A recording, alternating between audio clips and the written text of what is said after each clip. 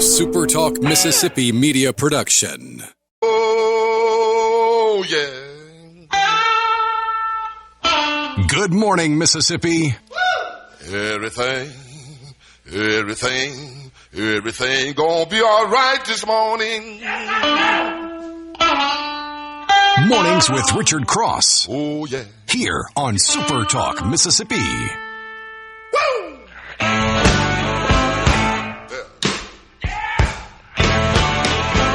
Now, when I was a young boy, at the age of 5, my mother said I was gonna be the greatest man alive. Good morning, Mississippi. I'm Linda Allen, filling in for Richard Cross this morning on Super Talk. Good to have you with us. Whew, it kind of feels like a Monday morning, but it's not, Will East. It's a Tuesday. Why does it feel like a Monday? Well, it's this weird time, Linda, between Christmas and New Year's. This dead period where half the people are so busy they don't know what to do. The other half aren't working. So it's a very odd time out there. And, of course, it's dark outside. And cold. Oh, my gosh, 80 degrees earlier on the weekend. And then we go from 80 degrees to, I think it's, 29, 30 across the state. We're all dealing with the upper 20s and early 30s, low 30s. Quite a shock to the system.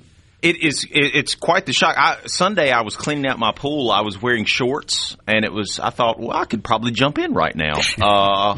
And then later that night, I had to turn on the heating blanket. I've gotten to that age where I have a nice heating blanket. Well, I have to tell you, I'm a little spoiled. I had come back in from out of town traveling for the holiday, and the pool is heated. We had a house guest who decided to heat the pool, which is great.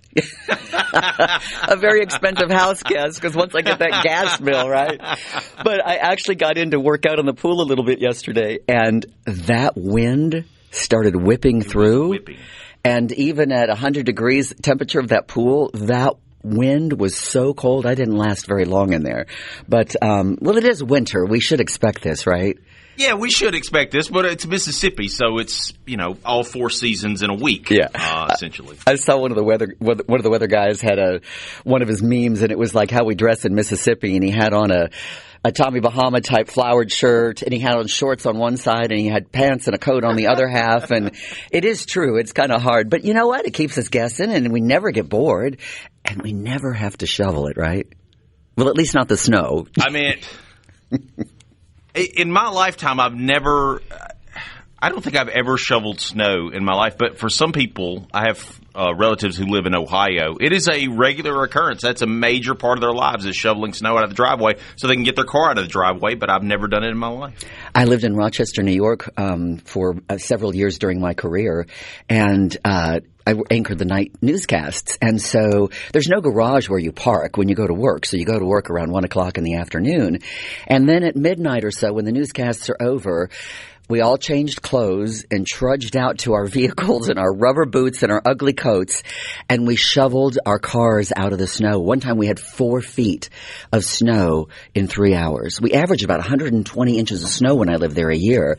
So I learned I grew up with snow, but not like that. That's insane. That is crazy. They actually had, in the city of Rochester, New York, you know how you have lift bridges in Florida so the big ships can come through? Well, the bridges there actually are pull-apart bridges. So instead of lifting up, they slide apart so that the dump trucks can dump the snow that they have picked up off the streets into the canal. Because otherwise, even doing that, you go to a shopping mall in May and you might still have a 15-foot high pack of snow parked there that is ugly and dirty. And so, yeah, I love living in the South because you get so spoiled down here. And so a day like today, it ain't nothing. It's right? nothing. You were talking about the holidays. Do you have big plans for New Year's Eve? No, a lot of people are headed down to New Orleans for the Ole Miss Sugar Bowl against Georgia. State obviously has the Mayo Bowl, which is one of the more fun bowl games. The Mayo Bowl. It's sponsored by Duke's Mayo, Linda, and what they do is, if you don't like mayonnaise, and I mentioned yesterday how I'm not a mayonnaise fan, What is the deal with you people who don't like mayonnaise? Well, I told the story yesterday. The reason why I don't like mayonnaise is because my dad, we lived in North Mississippi, and when they opened up the Sam's Club in Tupelo, Mississippi, my dad got the bright idea this is back when Sam's, you couldn't just go join it. You had to have a business. And so he got a Sam's card somehow. He cajoled one out of somebody, and he got a trailer and went to Sam's Club and loaded down. And back then, I always tell the story that if people don't believe you, but back then Sam's Club didn't sell consumer-grade stuff. It was for restaurants. It was for businesses. And he bought all this stuff because it was such great deals. And he bought a mayonnaise thing that must have been 2 gallons. And it was so big that we had to move shelves in the refrigerator to fit it into the refrigerator. And at a certain point, my folks, who never wasted anything in their lives, realized that this mayonnaise was going to go bad. And so they decided, Linda, get the ladle. It's time to start putting mayonnaise on everything. You like green beans? Great. You'll love them with mayonnaise. And so they start putting mayonnaise on everything and just these big globs of it. Oh, and no, that's awful. I was probably about 7 or 8. Never again. And that turned you off? Never again. So the Duke's Mayo, bring you back to the Duke's Mayo Bowl, is the winning coach will get doused with mayonnaise. With mayonnaise. That's disgusting. And Jeff Lebby said yesterday, or the day before, he said he doesn't particularly like mayonnaise. However, if he wins the game, he will love the mayonnaise. The mayonnaise dump. Yes. I saw something that I hadn't ever seen before. I know it's been a couple of years, but Snoop Dogg, of course, has a bowl game. You can. I saw the Pop-Tart bowl game. It was fantastic. I just had never in my life seen the Pop-Tart come out, and that is the craziest thing. I mean, that is the Pop-Tart. You can buy rights to, I think the beginning started as $500,000 to buy a naming right to a bowl game. So maybe we should get together with all of our Mississippi friends and come up with some really cool name, and we'll buy a bowl game. We got to have fun mascots, because I think that was the cool thing about the Pop-Tart Bowl was that even my wife sat there and we watched it, and she could care less about football. She was entertained by the little Pop-Tarts. And they had to have been men. Did you see the calves on those Pop-Tarts? They were Did you see the protein Pop-Tart? So they have a protein Pop-Tart now. Josh is in the studio with us. They have a protein Pop-Tart now. And so the protein Pop-Tart had all these muscles. And he was lifting weights, and if you pay close attention to the weights on the end of the weights, it was toaster ovens that he was lifting up. Oh, my gosh. That is hilarious. That was part of the Pop-Tart thing? That was the Pop-Tart. How did I miss that? Hey, they were running around. I saw them dancing, and I looked, and I was like, are those men or women? And then I looked at the calves, and I'm like, okay, those are guys. They're huge. And then, of course, they do this. Or maybe they're big, burly girls. They may have been. I don't want to. I shouldn't misspeak, right? They did this, what they call the snacrifice. And that is where they get on the big Pop-Tart. You probably saw this, the big Pop-Tart toaster, and they lower them and down. And they go in. Slowly. While they shoot up fireworks. And then on the other side, they come out with actual like the real Pop-Tart. Huge Pop-Tarts. And then you get the eating coach it. Of BYU was sitting there eating it. I know. Handfuls of it. Is that not crazy? That is just. It was so much fun, though. That is, we need one like a crawfish boil or something. Like something a big, where you could have some mascots, but have a food. They're crawfish running around. That'd be kind of cute, Apparently, almost 3 in 4 Americans are just going to stay home on New Year's. They're just not going to do anything. They don't want to go out.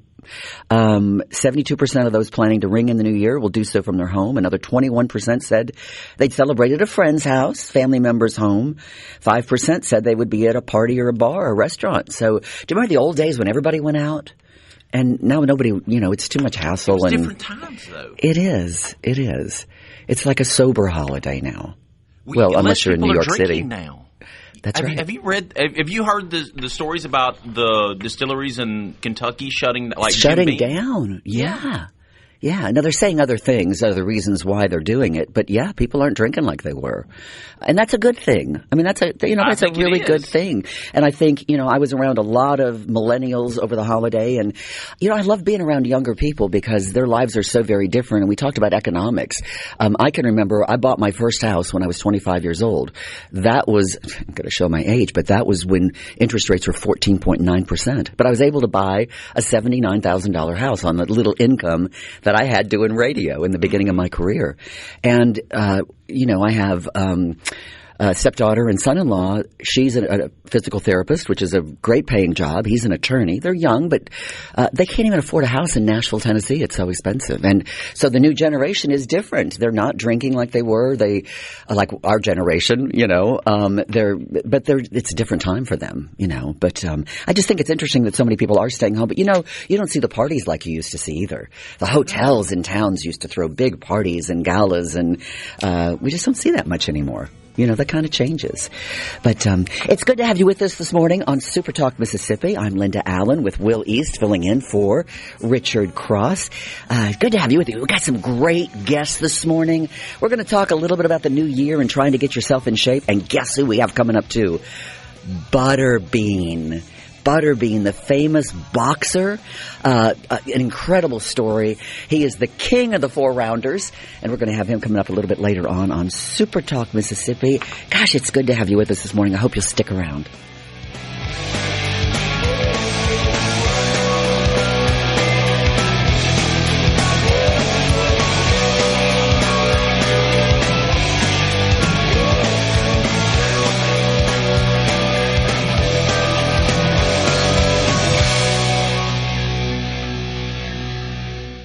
From the Venable Glass. They ask where you heard it. You tell them. I know you heard it. Right here. Mornings with Richard Cross on Super Talk Mississippi.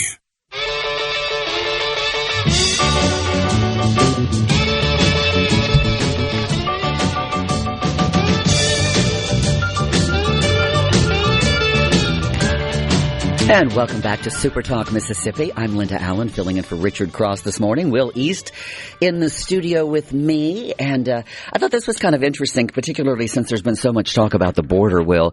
On this date, this is so interesting to me. James Gadsden, the U.S. Minister to Mexico, and General Antonio Lopez de Santa Anna, the president of Mexico, they signed the Gadsden Purchase in Mexico City. I don't know if you remember this from history classes. The treaty settled the dispute over the location of the Mexican border west of El Paso, Texas. It established the final boundaries of the southern United States, for whatever that's worth at this point, right? $15 million. That's it? That was the price tag back then. It was later reduced, though. They got a deal. They got a bargain deal, and it was reduced to $10 million. We're great negotiators in America, right? They wanted 15. We gave them 10. The United States acquired approximately 30,000 square miles of land in what is now southern New Mexico and Arizona. That's kind of interesting. You don't remember the Gadsden Purchase. Because the Louisiana Purchase, that's the only one I ever remember. That you studied so much? I remember having it in my binder, and, that one, and then what was it? Stewart's Folly was the other one, where they purchased Alaska for like 3 cents an acre or something like that.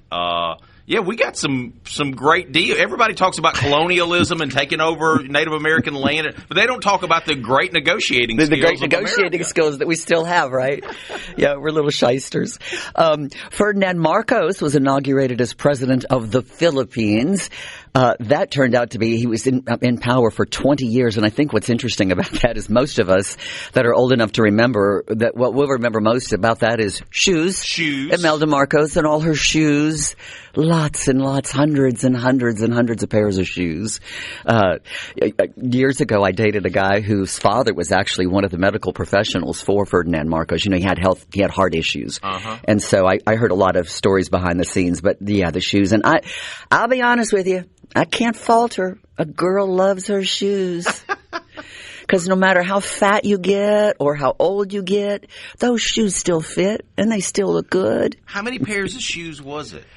Oh, gosh, I'd have to look that up. But it was hundreds of pairs of shoes, and they were expensive shoes, and some of them were custom-made shoes. 3,000. Was that 3,000 pairs of shoes? 3,000 pairs of shoes. And she is still alive. Where is she now? Does it show? I guess she's still in the Philippines somewhere. No, she got exiled, didn't she? She's in the still United States, politically I thought. active. Oh, here she is. Wow. Her son. She's 96. Her son, I think, was president for a little while. It's one of those things where you kick somebody out of office, and then you realize, you know what? It was bad, but it wasn't the devil, bad. Right? This new guy's worse than the guy before, and so let's just bring them back. I mean, yeah, they had 3,000 pairs of shoes, but I mean, at the end of the day, did anybody really get hurt? Just the shoes? Where did they go? And she had such tiny feet as a Filipino, so none of us can wear those shoes in America. I wonder what happened to them. I think they auctioned off a lot of them at one point. But she's 5'7". I thought she was a lot shorter than that. That's crazy, though. So let's see. Yeah, 3,000 pairs of shoes, expensive shopping sprees, spending much of the state's money on her personal art and her jewelry as well. Wow, that's crazy. But she's 96 now, and this is what's really crazy. So they get ousted out of office, right? Uh-huh. She and her late husband, their amassed fortune was estimated between $5 to $10 billion during his presidency. That was stolen from the people. I mean, that's crazy. They recovered about $3.6 billion. But how many? Gosh, think about the shoes. Oh, ladies, think about the shoes. 3,000 pairs of shoes. Yeah. Think about nowadays. Now she could have put those shoes on Etsy or eBay. Yeah. Or on Facebook or Marketplace. That money right back. And yeah, she'd have gotten money for the shoes. I'd have bought a pair of her shoes just to put in my cabinet. I still have my prom shoes, believe it or not, in a little glass box in my office. Let me ask you this, because I experienced this in my personal life. My wife doesn't get rid of any shoes. She never gets rid of a pair. She just keeps them. She just keeps them, and so they just pile up. Do you get? You said you still have your prom I wear shoes. my shoes. Now, the prom shoes I don't wear because they look like hooker shoes, so I don't wear those. And I'm thinking, what were my parents thinking that allowed me to buy those shoes? And actually why I keep the shoes is because as I get older, age is hard. You get older and it's hard. You don't look the same. You don't feel the same. But I look at those shoes and I remember that when somebody gives me lip and they're a lot younger than I am, I can always say to them, I've got shoes older than you. No, because I wear my shoes, and we have a foster puppy at the house that I left a pair. We're recording podcasts, and we'll talk about that more in the future. But I like to wear nice. Even if I'm wearing jeans, I like to wear nice shoes. I like shoes. I'm a shoe girl, and so I had this really beautiful pair of shoes that I bought, and I actually got them, I think, from eBay. They were Manolo Blahniks, and I got them at a much better price than what they sell for. Beautiful shoes, one of my favorite pair of shoes, and so I had them on in the studio, and I left them in there and forgot about them. And the next thing I know, little Stella, who's now big Stella. Stella was supposed to be we were told she was a dachshund mix, right? So I thought, well, this will be, they called me and said, can you foster her? Our kennels are overflowing. We're going to have to put some animals down if we don't. So they were asking for fosters for the puppies because they know that the puppies they can place, an older dog is harder to place in a shelter. And so, yeah, of course, I can place a dachshund. She's cute. She's black and tan. She's got the long ears. Well, Stella kept getting bigger.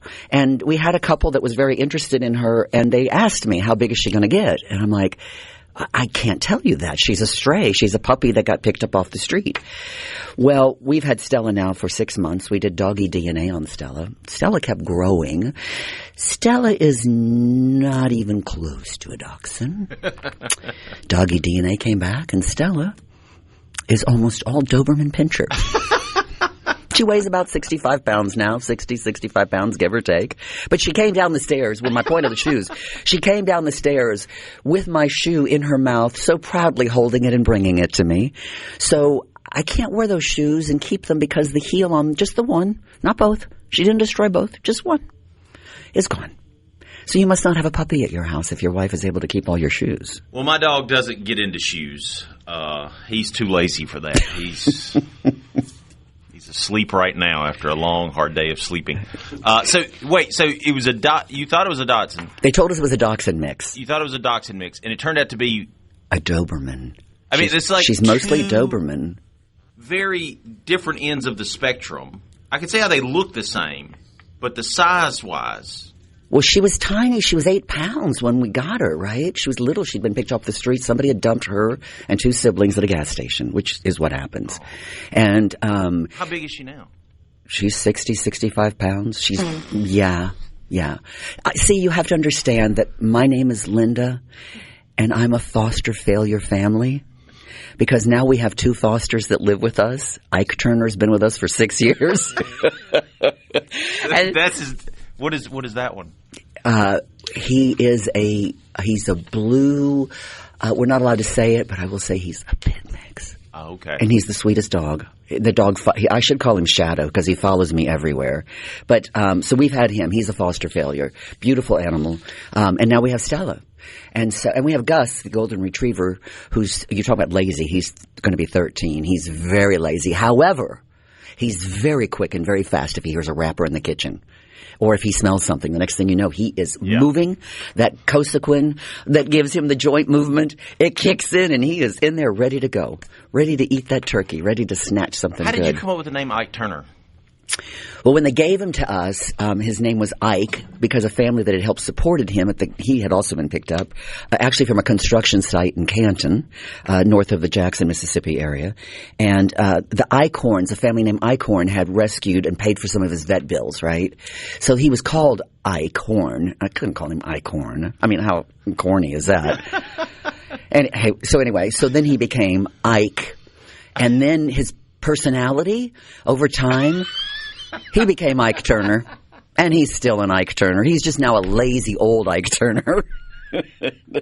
And Stella became Stella because she didn't have a name, and Ike was always yelling at her to come do something, and so all I could think about was the movie, remember? Stella! Sin of a woman. Yeah. So we have Stella now. So yeah, Stellar, the Doberman mix is with us. And, dogs get a bad rap. The breeds get a bad rap, but she's smart as a whip. And she's ours now because guess what? My name is Linda. And I'm a member of a foster family failure. Another one. You're listening to us today, presented by Community Bank, our sponsor. Thanks to Community. I'm Linda Allen, filling in for Richard Cross this morning on SuperTalk Mississippi. So glad to have you with us. And I've got a salute for truckers coming up when we come back. I want to tell you about one special guy that has started a movement across the country that's pretty incredible. Good to have you with me this morning.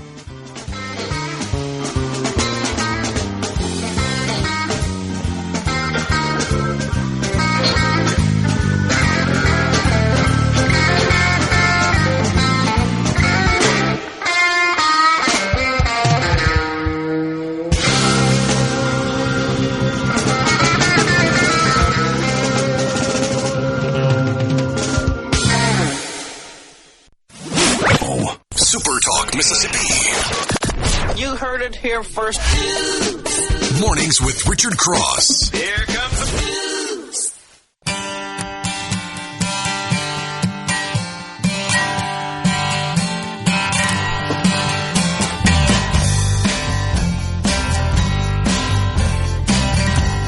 If you're just now waking up, welcome to SuperTalk Mississippi. I'm Linda Allen, filling in for Richard this morning. It's good to have you with us. We were talking about what your plans were for New Year's Eve. There are some very unusual... Did you ever have any traditions when you were a kid, Will, with New Year's Eve as far as doing anything? Did you watch the Dick Clark show? I think we did, yeah, the Dick Clark... up until... I guess a couple years ago when he finally retired it. I think that was the only thing, though. Yeah, well, Casey Kasem had a countdown of the music, which I loved music all the time.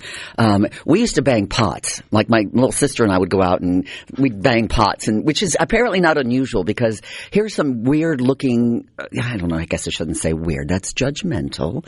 Let me just say unusual. In Denmark, they smash plates.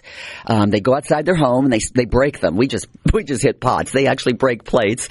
It's a tradition that symbolizes breaking the past year's troubles and bringing good luck. Okay. In Ecuador, they make scarecrows known as Año Viejo. They stuff them with old clothes and newspaper, then they set them on fire at midnight. That's to let go of bad memories and misfortune. In Brazil, they wear white on New Year's Eve. It is symbolizing peace and spiritual cleansing. I love this. Maybe it's because all they have access to in Cuba, they throw dirty water. They throw dirty water on each other to symbolize the end of the old year and the beginning of the new. Who came up with that? Dirty water. I mean, it's like, and where do you get the dirty water? Is it like from dishes? I mean, you know. A puddle outside? I don't know. Cleaning out a big vat of mayonnaise? I'm not quite sure, but yeah, so that's kind of the tradition. I don't know that we have any around here too much, but I came across this story and I thought this was, you know, we have so much in the news all the time about bad things that are happening, right? We those see good things too in people all the time. And what is that old saying? Necessity is the mother of invention. There's a trucker on the road, a long haul trucker named Big Joe. His name is actually Joe Lena. Big Joe is 58 years old, and he says he's been driving 18-wheelers for more than 35 years. He sleeps in his cab. He eats at truck stops. He talks on CB radios to stay awake, and he says it's a very lonely job, but we got to move America stuff, right? So he's on the road all the time. So a few years ago, he was driving down the road, and he saw this woman pulled over, and she was obviously in tears.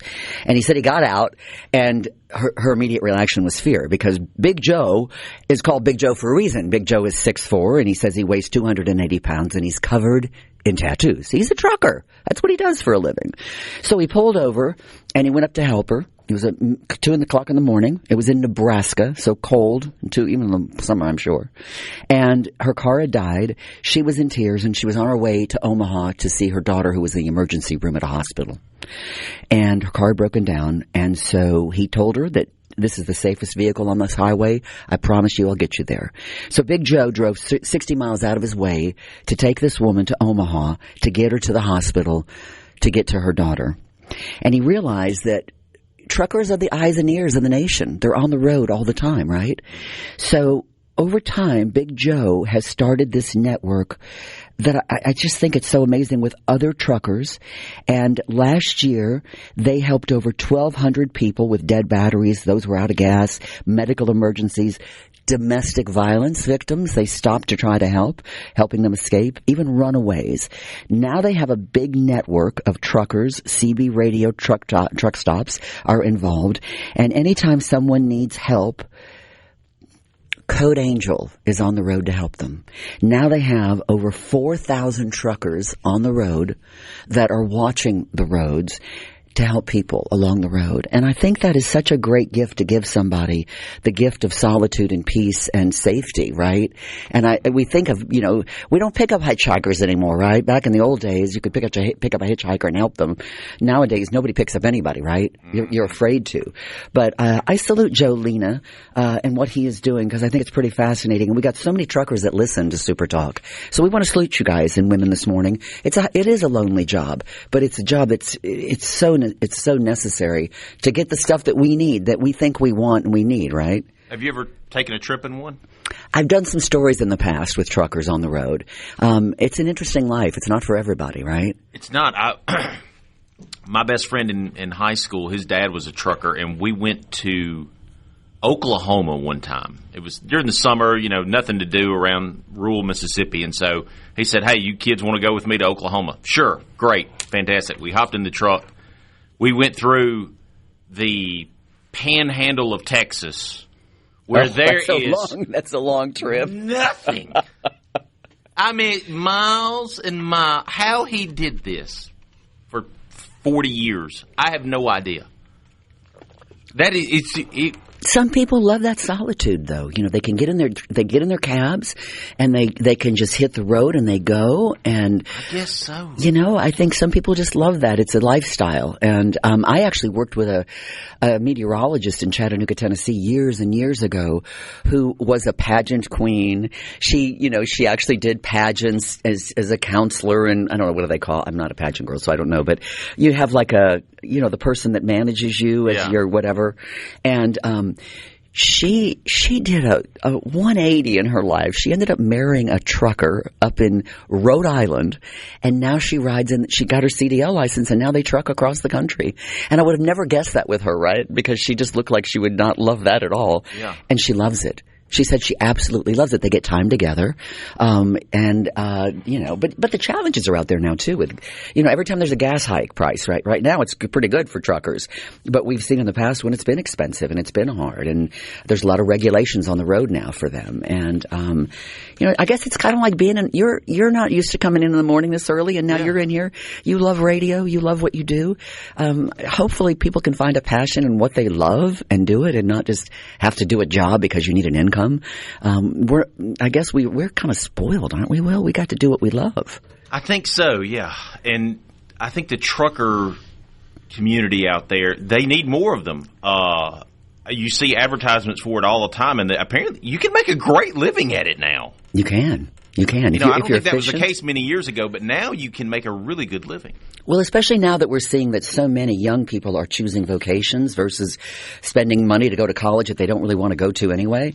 Not everybody's a good student. Not everybody wants to do that. And it doesn't always pay off for everybody. Nowadays, when you look at the incomes, as I mentioned, one of my stepdaughters is a physical therapist, but the cost of that education, extremely expensive. Now she's terribly intelligent, but not everybody has that. And so, trucking, I think, is a good opportunity for a lot of people. Again, it's not for everybody. But when I look at Joe Lena and what he's doing, I mean, he was basically telling people, look for us on the road. We're watching, we're listening. We might look rough, but we're going to get you home. And he says, the highway doesn't have to be lonely. And now there are 4,000 truckers out there, at least part of Code Angel. So if you're a trucker out there and you don't know about Code Angel, you might want to check up Joe Lena and see what he's doing. I mean, what a cool guy, and what a cool thing to do to help people out. I think that's what life's all about. You get older and you realize all the things you have and all the material wealth, it doesn't mean crap. What you need is companionship and camaraderie and just being together with people, because we isolate ourselves so much as it is. It's nice to think that you can still be on the road and help people along the way, So I think that's pretty cool. We've got some great guests coming up this morning that I hope you'll stick around for, or if you miss us, you can always watch SuperTalk TV on Roku, Amazon Fire, C-Spire TV, and YouTube. And you can listen to us anywhere. You can listen to us on SuperTalk FM, Amazon Alexa, because she's listening all the time. Of course, the SuperTalk Mississippi app. The best way to listen always is to join us live, because that's what makes it so much fun. You can text us if you've got some questions, if you want to make some comments. You can be kind, but if you're not, that's okay. We'll make fun of you. I like to make fun of mean people. Mean people aren't nice, right?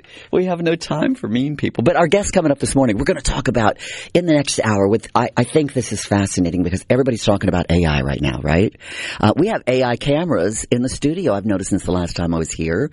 Everything is going AI. So in some respects we love it, but what about medicine? That's a little scary when you start thinking about robots and computers taken over our healthcare, right? So we have a physicist that's going to be coming in, Dr. Ali Fatimi, who is fascinating. He is a Mississippi-based physicist who now has a company that he has started in Mississippi and has gotten a $10 million investment in that company.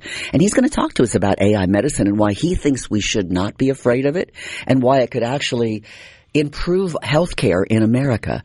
And have you gotten the notice on your premiums yet, Will, for your health insurance? Yes.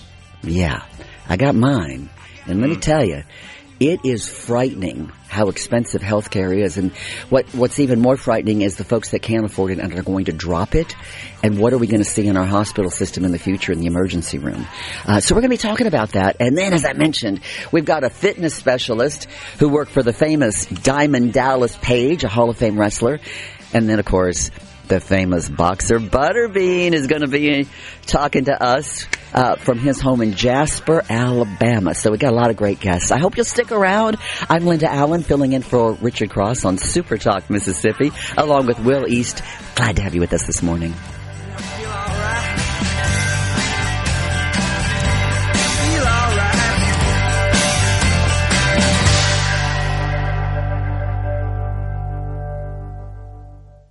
From the Venable Glass. Check this out. Now what can be offered you?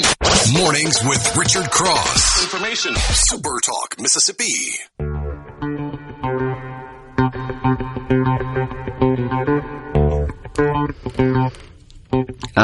Money, money, money. Money makes the world go round.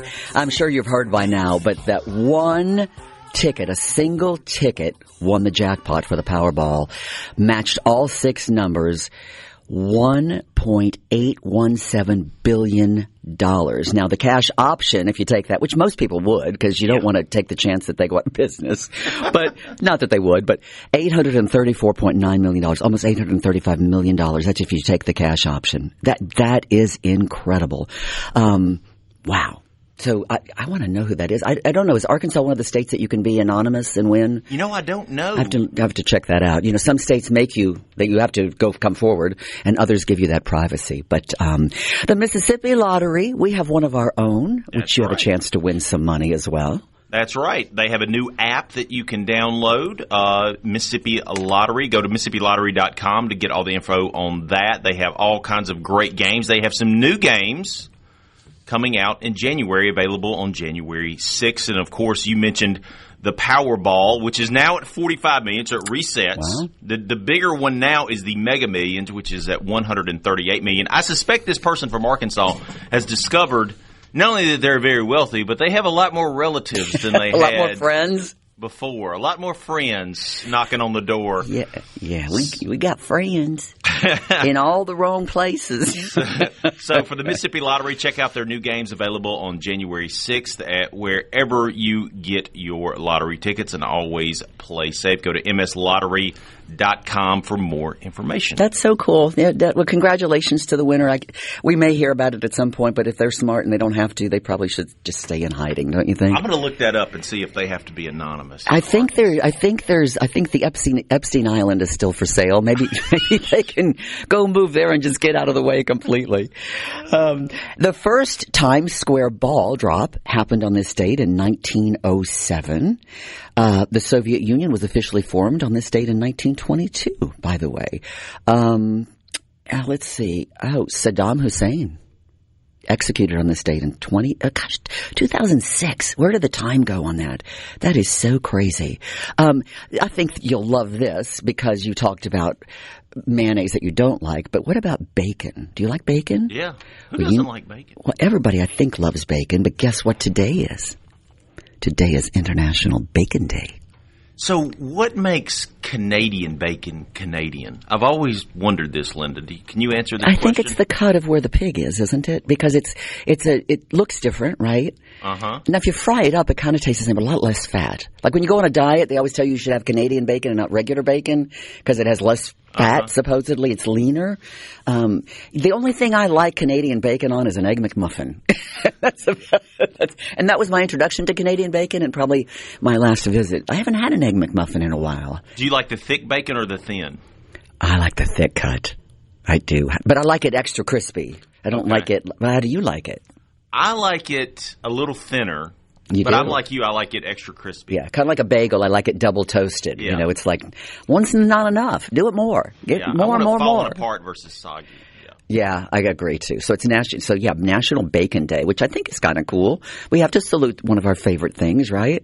Everybody's, it's so interesting now these days that we find out about cholesterol because we're finding out that, there was a period of time where we weren't supposed to eat eggs at all because the cholesterol was so high. And news research and health studies are finding out and reports that that's not the case at all. And most cholesterol problems are genetic versus what we eat. Certainly you can contribute to it, just like diabetes if you can egg it on, so to speak. Get the pun? But now we're finding that it's not bad for us. I mean, you don't want to eat a ton of that saturated fat, but, it's But doesn't good. It change every week? I mean, it seems like coffee was terrible for you. Now it's great for you. Red wine was good for us. Now it's not again. We're not supposed to have alcohol. It's poison for the body. Yeah, I know. We've got a fitness expert who's going to be coming in. We're going to kind of break down some of the simplicity of some of that. This is a weird one. It's National Bicarbonate of Soda Day. Baking soda. Baking. Who does it? Arm & Hammer must have come up with that one, huh? Yeah. Baking.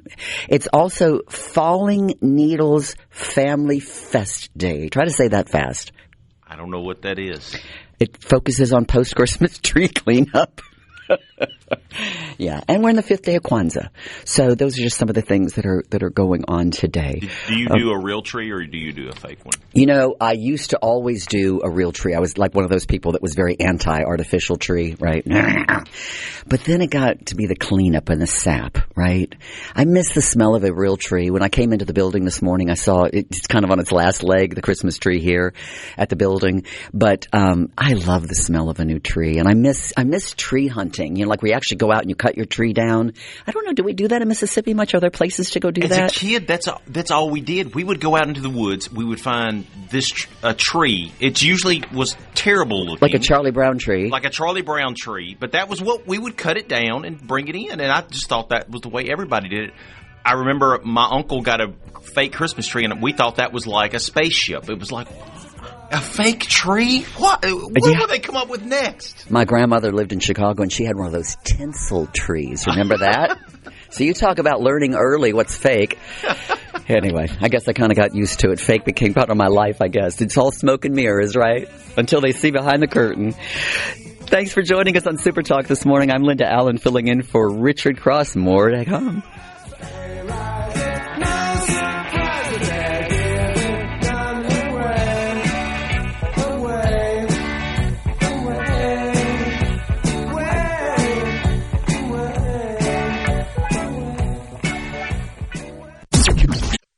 The views and opinions expressed by the hosts, guests, and callers on this show are not the opinions of TeleSouth Communications, its management, or advertisers. Mornings with Richard Cross. The monitor switch lets you hear Breaking news. Super Talk Mississippi.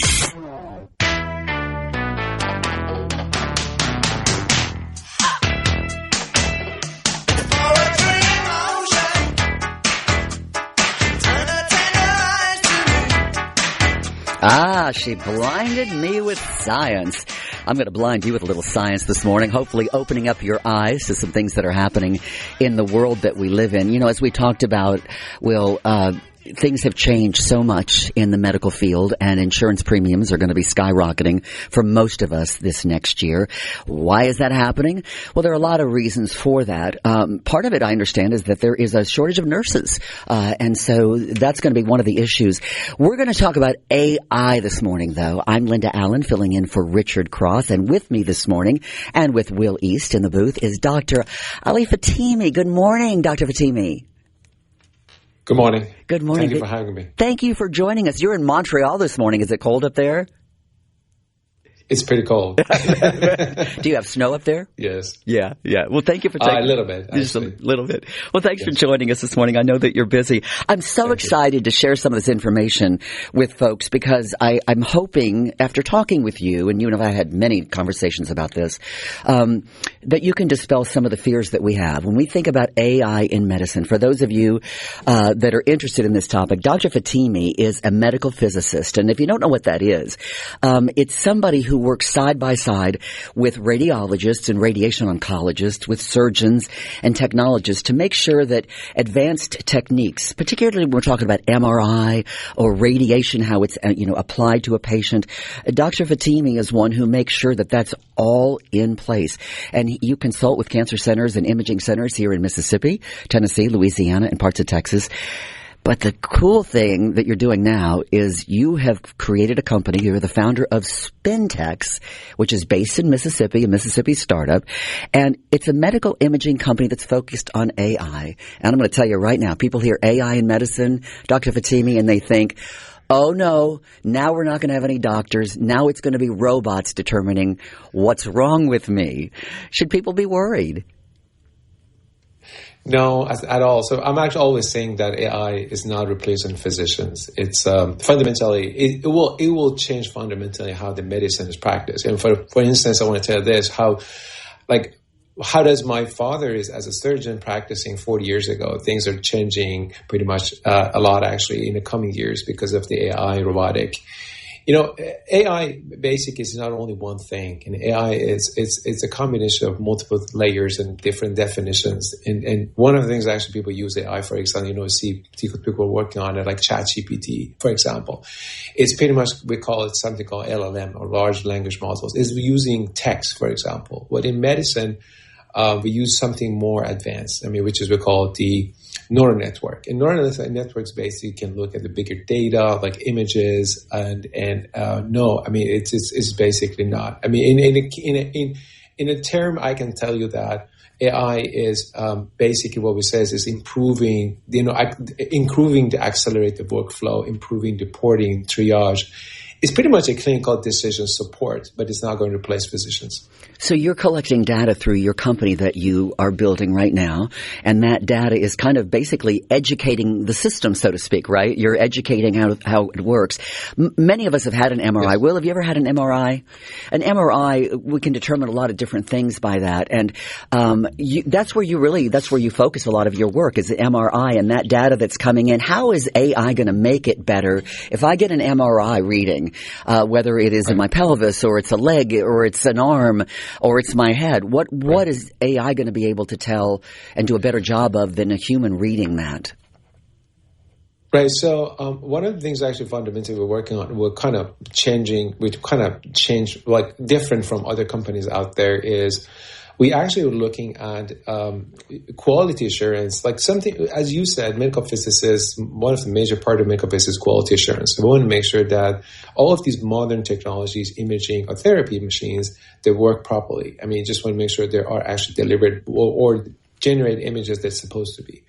And fundamentally, most of our practice is working on machine-based, which is basically just checking a machine, MRI machine. But now, we actually our company can actually go one step forward. We says that, okay, how about we look at the quality at the patient level? The reason for that is because, think about it. If you want to check the quality assurance, the quality of the images for every patient, it needs a lot of power. It needs a lot of data to review. But now we have this power. We have this computing power. We have these algorithms which is this smart. So we can move from machine to the patient. So what's happening is, whatever images you get, for MRI images you get, they're going to be more precisely tailored and optimized for you. So you have more accurate, more better images, and they are going to be better for diagnostic, but also actually they're good for, we using MRI images or any images for therapy as well. We targeted using these images in order to target radiation or for surgeries. So we want to make sure these images have a high quality and it's personalized. So we actually also improving the therapy outcome. And then other things actually also coming, something kind of futuristic in our sense. You also, if there's a lot of AI company out there working on radiology AI assistant, and these are the one, helping radiologists to read more images. And I think me and you was talking about this, and we can actually go through that in more detail. But when we actually generate these high quality images personalized for each patient, so now these AI companies can train their networks better. So it means that they have a better output for radiologists who can read images. Also, we can use these images in order to design a future imaging or even therapy machines, because now you have more precise images and more information, more data. So technically, we basically kind of moving from machine to patient. And this is what AI going to do in future, personalized medicine. So you're actually going to be moving to personalized medicine. I talked with a very busy radiation oncologist, and he was telling me that he reads anywhere from 500 to 1,000 images a day, and he has to read those images within 24 hours of when they were taken. We as a patient may not get it at that point, but he as a radiation oncologist has to read that image within 24 hours. 500 to 1,000. That's overwhelming. So you could see where in some cases mistakes could be made. But again, what if a physician looks at the data that's coming in from your new AI and disagrees with it? He or she says, wait a minute, I don't think that's right.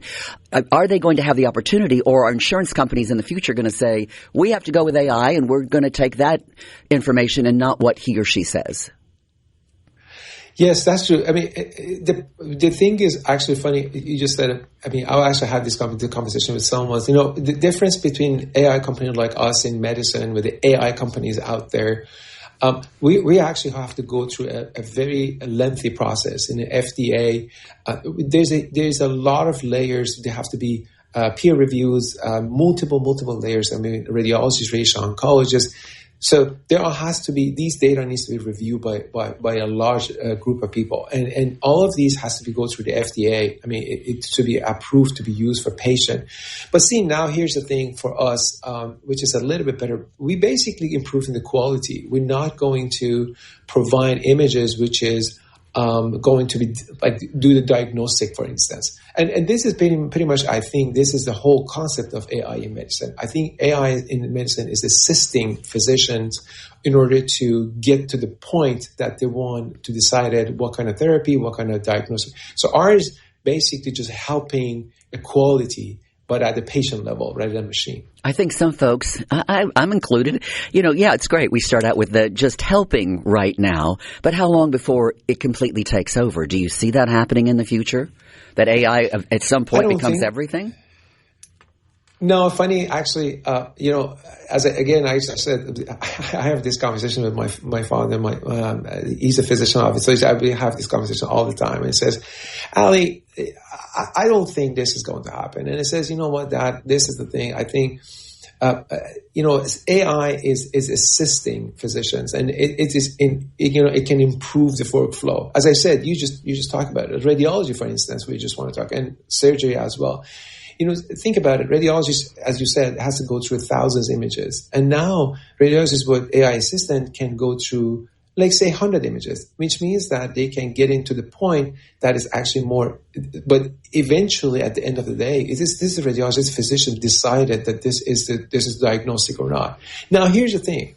AI can, now, rather than radiologists go through 1,000 images, not going to 100 images, but we can actually give them more images. Now they can go through more reporting. Now they can look at more stuff, which means that they can make it more precisely better because they can have a time to read more meaningful data. And that's actually what, and same as the surgeons. I mean, if you have, for example, the robots can help them through the process, that actually help them. We're talking to Dr. Ali Fatimi, a physicist who works in Mississippi, based here, and some fascinating information about AI and medicine. When we come back, we're going to continue our conversation with Dr. Fatimi, talk more about his company, Spintex, a Mississippi-based company that could get worldwide recognition. You're listening to SuperTalk Mississippi. I'm Linda Allen, filling in for Richard Cross. Gosh, it's good to have you with us this morning. We'll be back with Dr. Ali Fatimi when we come back.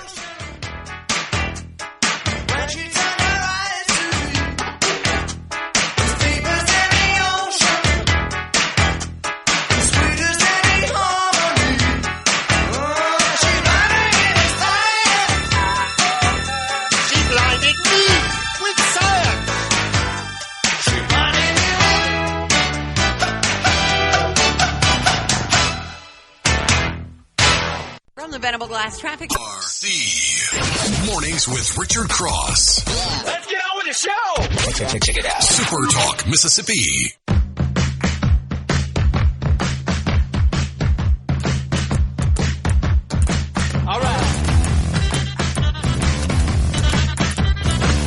All right. Get on board, folks. AI is coming whether you want it or not. I'm Linda Allen, in for Richard Cross this morning on Super Talk, and with us today is Dr. Ali Fatimi. He is a physicist, and I will tell you this. He is involved with one of the most successful interoperative radiation therapy programs, not only in Mississippi, but in the country. And what is that? Well, I'll let Dr. Fatimi tell you a little bit about that, but that is really big kudos to you because you work with a team. There are three of you along with the hospital team of techs, but there is yourself, a radiation oncologist, and a surgical oncologist. And for women, Dr. Fatimi, what has been brought to Mississippi, and now what we're seeing, we're having people coming in from other parts of the country to have this done. Tell us exactly what that is. Intraoperative radiation therapy. Actually, I have this honor to collaborating with the amazing team of surgeons, radiation oncologists, and nurses actually in women's hospitals in Merit Health. So we actually, the first center at the time was commissioning the IURT, intraoperative radiation therapy for breast cancer therapy.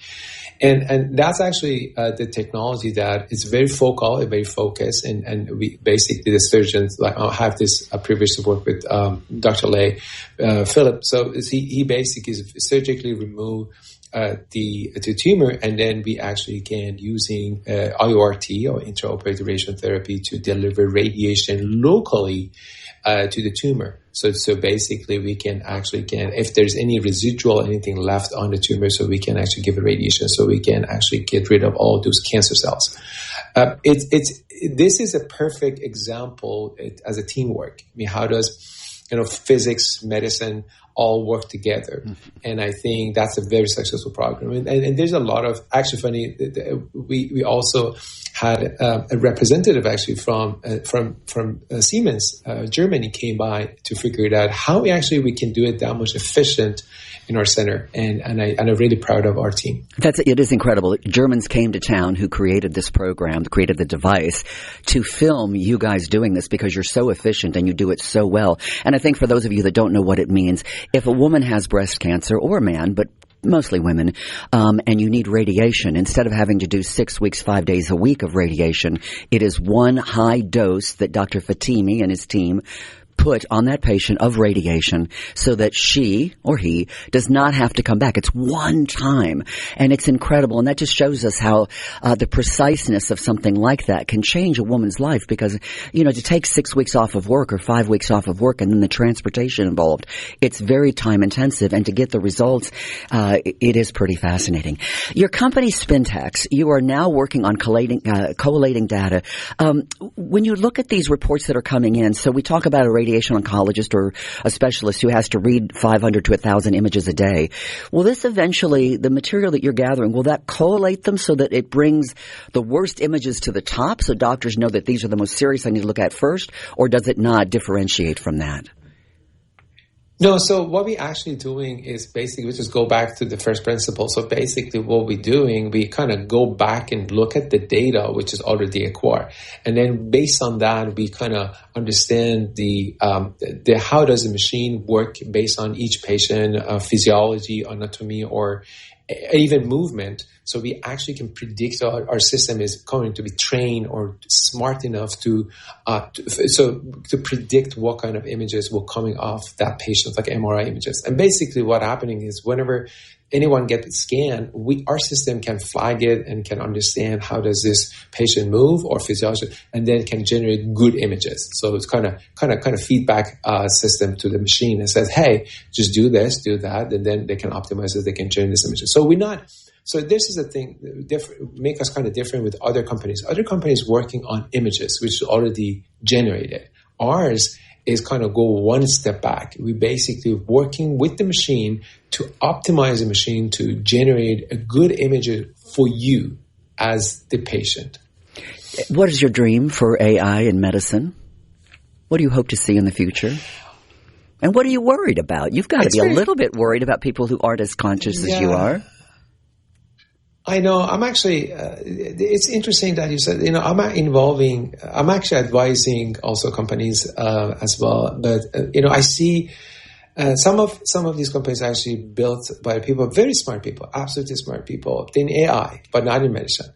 And I think that's like kind of scary, because what's happening is they need to understand our workflow. They need to be in a clinic with the physicians to understand the workflow. In that sense, they can generate some meaningful solutions. And this is one of the things actually we talk about it. And this is what I believe, that I think we have to be responsible. And if you're working with such a companies, you have to understand the workflow, understanding the medicine. And working closely with the clinician in that sense. Dream, I don't know. I think there are, in medicine, there's a lot of improvement. It needs to be done. And I think the new technologies can help us to more moving from population-based to the personalized medicine. And I think that's my dream is we actually getting to the point that each of us getting a personalized diagnostic and personalized therapy. And the reason we haven't done it because we didn't have a tool. Now we have a tools. So I think this is doable. Will it cut down costs for any of us? Because we're seeing skyrocketing insurance premiums. People are getting big bills these days. Will it make it cheaper for medicine? Absolutely. So I think, this is what I'm always saying, that, we are medical physicists, clinicians, we're very expensive, and everybody knows that. And time is important, right? If you can make time shorter and make the workflow more efficient, so in that sense, things are getting cheaper. Because if you think about it, if a radiologist needs to go through 1,000 images, for example, in an hour, now the radiologist can go through 100 images. So the time is actually going to be less. So obviously, there are more incorporations. There's no observation. There's new things coming in, and they have to go through more. But I think if the workflow is actually better, then things are going down. Even another thing I would say this, like even in MR, for example, MR scanning, even the patient getting 1 hour of scan. If the MR images is not good, they have to rescan a patient. And it's not cheap. Time, it's expensive. No, yeah, exactly. But see, now one of our pitches in our company is we can actually make your process more efficient. It means that you can scan a patient in a shorter time, get better images. It's actually good because it's good for everybody. It's good for the patient because patients actually basically get a lighter bill, and at the same time, it's more efficient for the hospitals as well, so they can scan more patients, right? So it's more efficient. I think a lot of us are going to keep track of everything you say, and 10 years from now come back to you and say, Dr. Fatemi, but you said, I think fear is the biggest catalyst right now for so many of us, because we've seen, we look at Steve Jobs. I think sometimes he is an angel and he's the devil, because we are so glued to these things now, right? And it has changed our life in many respects for the better, but also I think for the worse. And I think, my concern will be what happens when we get lazy physicians who they will not want to take the time to actually use their own brain to read these images. And in the future, they're just going to rely on what comes up on a computer screen. And, we are losing so much of the personal touch in our world anyway. And so I think, many of us are very afraid of it. And I think, if you have someone like yourself, it seems like you are, you certainly want the best objective. You're a conscientious individual. You take pride in what you do. The company itself, you are planning on sending this baby off into the world at some point, are you not? The company you're building here in Mississippi?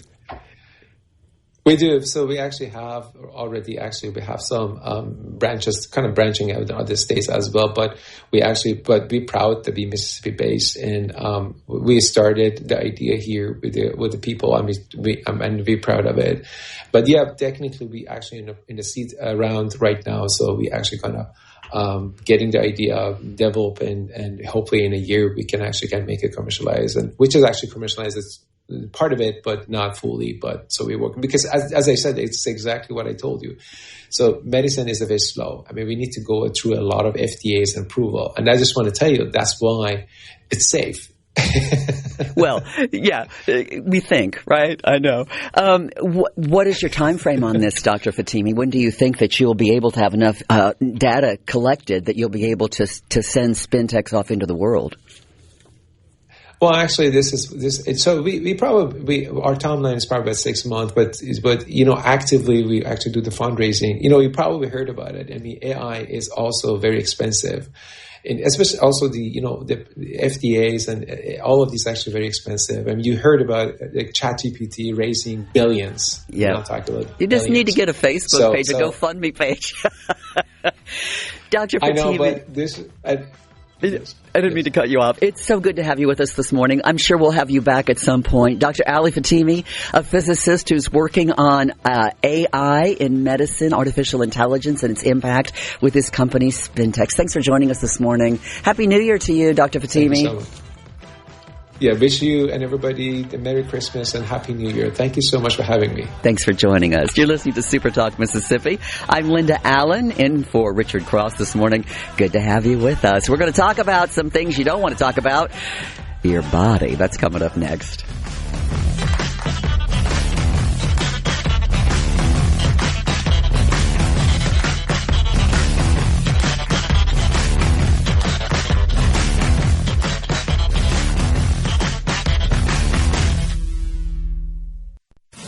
Mornings with Richard Cross is brought to you by Covington County Hospital in Collins, where your health matters. He's got everything you need to know to start your day. It's Mornings with Richard Cross on SuperTalk Mississippi, supertalk.fm, and the SuperTalk Mississippi app. Now, here's more with Richard Cross.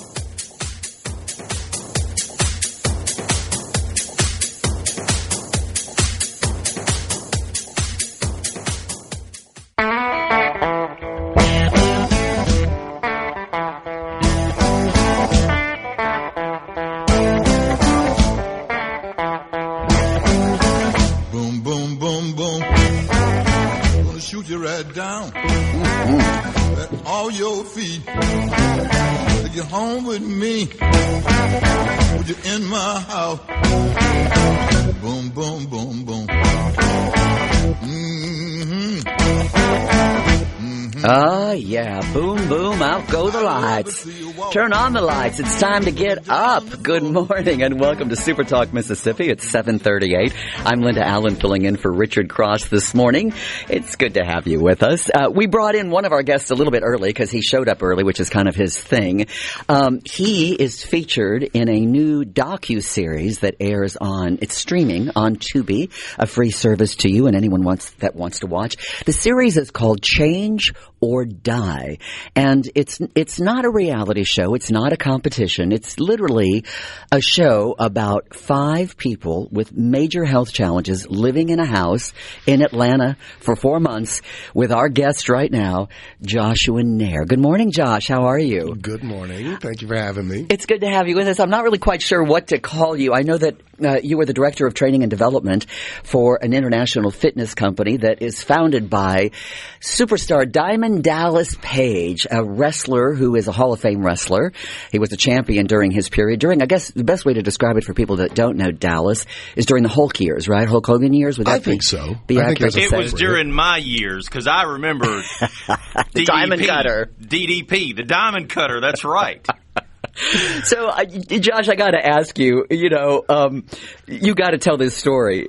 How the heck did a guy who was an NBC director of sales in New York City end up becoming friends with a guy named Dallas, who's a wrestler in that crazy world, and then you end up becoming the director of training and development for the fitness program? You weren't a fitness guy.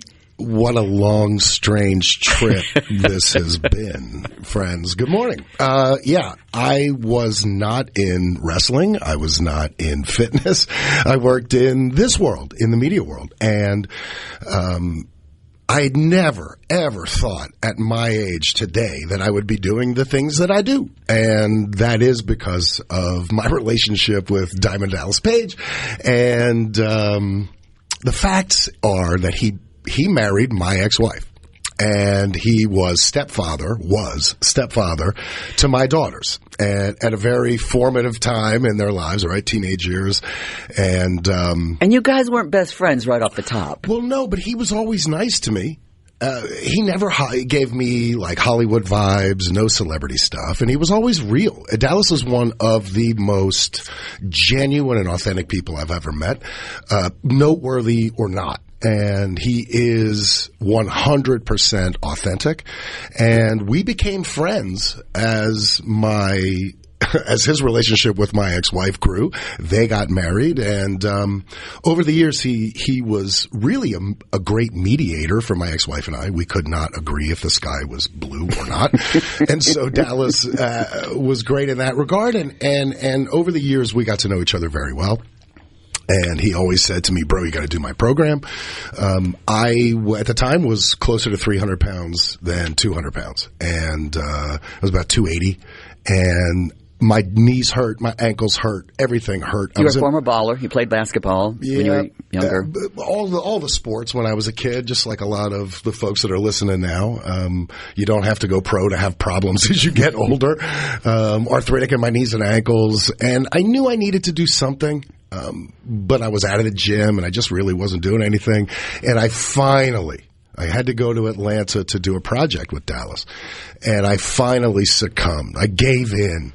Well, you kind of got pushed into a workout, and tell us who was standing next to you at that workout.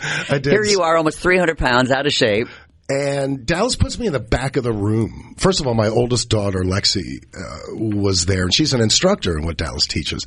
And so I was, she was egging me on, come on, Dad, you've got to do this. So I get into the room, and Dallas puts me next to Jake the Snake Roberts. And I wasn't a wrestling fan, but I was a Jake the Snake fan because that dude made me think that this stuff was real. And it was wild because he had a live snake with him at all times. And my daughters told me how cool and nice he was, that he was like Uncle Jake now. And Jake is a large man himself. He is 6'5", all of whatever, 325 probably. And Dallas put a chair between Jake and I and said, you're going to need the chair. And the athlete ego in me said, I'm not going to need the chair. And Jake looked up at me and said, yeah, you're a big, I won't use the words what he used. He said, I don't want you falling on me. And that was the first workout that I had done. And Dallas founded a fitness company that's sort of everything is rooted in yoga, but it is not yoga. No namaste, no religion aspect to it or spirituality. No. The quick story, if we have time, Dallas broke his back in 3 places. Spinal surgeons, with fractures, right? And spinal surgeons said, you should not do this for a living. Gravity is real. Wrestling, let people fantasize about wrestling and what everybody looks at that in a different way. It's entertainment. But the gravity is real, and the physicality that these folks go through is They really are athletes. Absolutely. Yeah. Actors and actresses and athletes. As now my world has become professional wrestling. And so I get back to the story about Dallas. A good friend of his picked him up and body slammed him. And that's really the straw that kind of broke the camel's back, so to speak. His ex-wife said, you should do yoga. And he said, I'm never going to do yoga. And then he did. And from that point on, it cured him. It brought him back. He was able to sort of defy the physicians, get back in the ring. And that's when he went on a championship run. And he is a member of the WWE Hall of Fame. He was the People's Champion before The Rock was the People's Champion. And today he is really widely known as sort of this fitness guru that created. And rehab specialist, really, although yeah, for sure. You're not a PT, a physical therapist, and yet you have. No, but I play one on TV. But you play one on TV. You worked with you lived in this house for 4 months with these 5 different people on your show, Change or Die, which is on Tubi. And it is really a fascinating account. It is a documentary, docu-series of what happens to these people during that time. And you are trying to coach these people. Tell us about the 5 people that are in this show, because it is pretty fascinating. They're all different. Very different. I don't think we could have had a more different crew than we did. I was the house dad to these 5 folks. We moved them into a house in Atlanta. Everyone had their own bedroom. So we had a 21-year-old young man, and never left Virginia before. He tipped the scales at 513 pounds, and he was 5'3". Cece was from New York City. She was a fashion model. She was a plus size model. Yeah. Almost 5'9" and 300 and well over, I think, 330. We had Mildred Mason. I love Millie, who was 67 at the time that we shot. She's 70 now, maybe getting close to 70 now. She needed 2 new knees and was 280. A wrestler that many folks have maybe heard of before, Marcus Bagwell, had battled addiction and he's battling it through the show. Not to give away too many secrets or spoilers, but we learned through the show that with his relationships with the people in the house, it was not pretty. There's some pretty contentious interchanges there. Yeah, thankfully, I think for the viewer, there are plenty of ups and downs to tune into with Change or Die, and you go on this journey of what happens if you put people in a house and you're able to control things. This is not Big Brother. This is not Biggest Loser. I didn't have these folks working out to burn 6,000 calories in a day. What we wanted to show folks is that you can, with moderation, and a crafted nutrition plan and a little bit of exercise, it's amazing what can happen. And so I'll get back to it. So Buff at the time, 6 foot, 280, which was a shock to him, I think. And then my buddy, the world famous Butter Bean.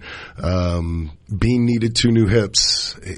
He needed to lose about 80 pounds to be able to do that. He walked with crutches. He was in a wheelchair through some of his appearances that he would do at some of these conferences where you meet the wrestlers and you get signatures and autographs. I've learned a lot over the years. So, for example, they don't have a 401k plan, so he had to go do comic book signing. He's still selling stuff out there. We're going to be talking to Butterbean this morning, and we're talking more with Josh Nair, who has turned his life around, is on a mission to help those in Mississippi change theirs as well. And we're going to talk about 3 pillars, 3 little things that you can do to make some big, big changes. You're listening to SuperTalk Mississippi. I'm Linda Allen, filling in for Richard Cross. Will Easton here. He's been a little quiet. I think we've scared him with some diet talk. We're going to talk more as we continue right here this morning. It's so good to have you with us. On my feet. How.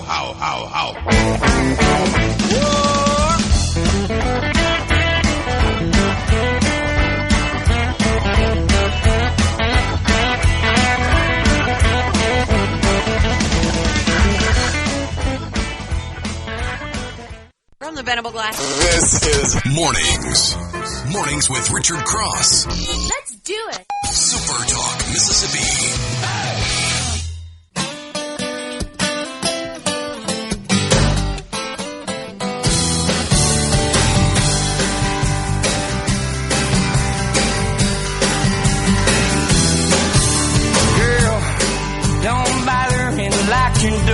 Welcome back to Super Talk Mississippi.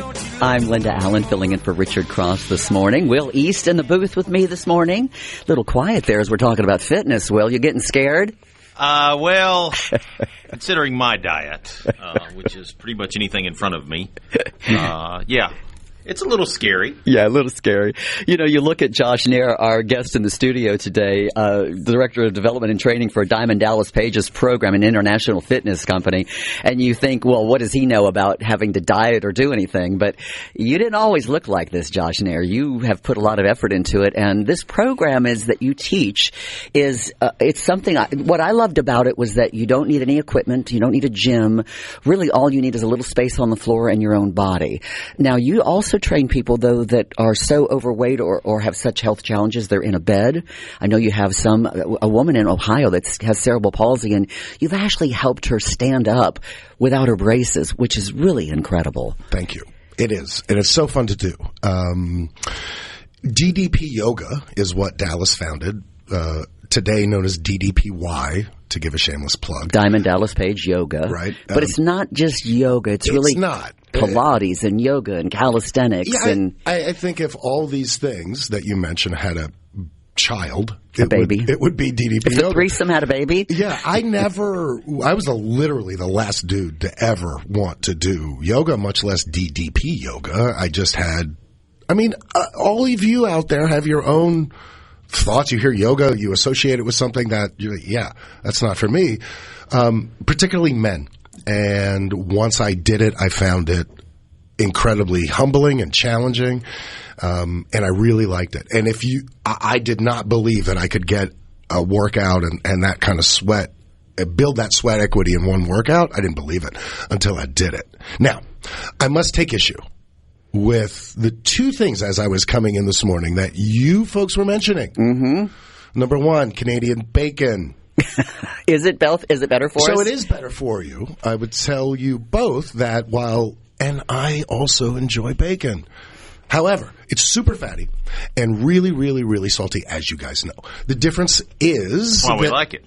Canadian bacon. It tastes good. Well, so for a couple different reasons, if you're going to go that route, Canadian bacon has less fat and it has less of a salt content. And you said it's a pork loin versus... Correct. Okay. Right. And so when we think about putting fat and sodium into our diet, that's fine, but just be careful, because too much sodium in your life can make you puffy, can slow you down, can make you retain fluid. I won't get into all the things, but just please, folks, watch the salt.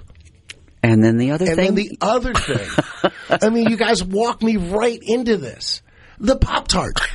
Let's talk about the Pop-Tart. Now, we were talking about the Pop-Tart bowl, Will and I, earlier this morning. I love a Pop-Tart. But it is literally ranked the worst snack food to eat. What's so bad about it? Well, it's sitting there. It's delicious. It's beautiful. What flavor's your favorite, Will, by the way? You know, I'm a plain strawberry guy. The strawberry, yeah. Do you not frosted? Oh, yeah. Yeah, you got to have frosting. You got to have that frosting. fake frosting. Now, Are you toasting or are you... I could go either way. Right. Now, I'm going to admit, sometimes I put a little butter on it. Oh, no.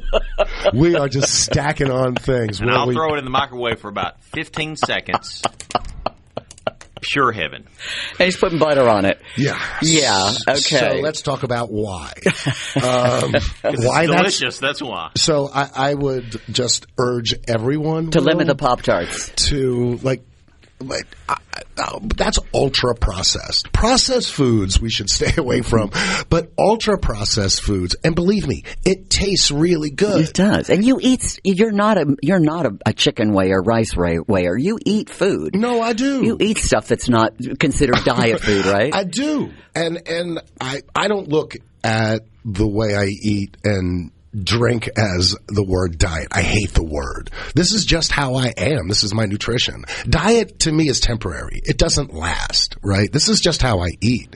And I still eat the things that took me to almost 300 pounds, but I don't eat them as much. And I have much more moderation, and I have a couple of key components working that I didn't before, which one of them is exercise and just moving your body, and the other is just really, really focusing on quantity, if not calories. How many calories am I ingesting in my body? Am I eating for pleasure or am I eating for fuel? And these are things that if you hang out with me long enough, and that's I'll part of the three pillars. Really, it's pretty simple when it comes to nutrition. And we're running out of time, so we're going to have to carry that into the next hour. But it's basically what you put in your mouth. That's it. Eat and drink. How much are you moving? That's it. And the third? Let's have a good attitude. Be positive, folks. The world is full, and news is full of bad news. Feel good. Be positive. You could do it. We're going to have more with Josh Nair and the famous Butterbean coming up in the next hour. A little bit of fun with that. Find out what it was really like in that house, living with all those people. You're listening to Super Talk Mississippi. I'm Linda Allen, filling in for Richard Cross. Will East in this morning as well. We're kind of all the backdoor folks. Stay with us.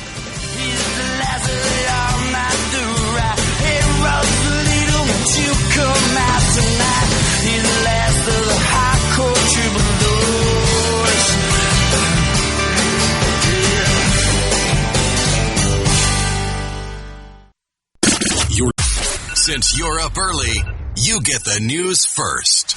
Back to Mornings with Richard Cross on SuperTalk Mississippi and the SuperTalk app. If I don't love you, baby, grits ain't grocery, eggs ain't poultry, and Mona Lisa was a man. Will East is in a bluesy, jazzy mood this morning. And good morning, Will East.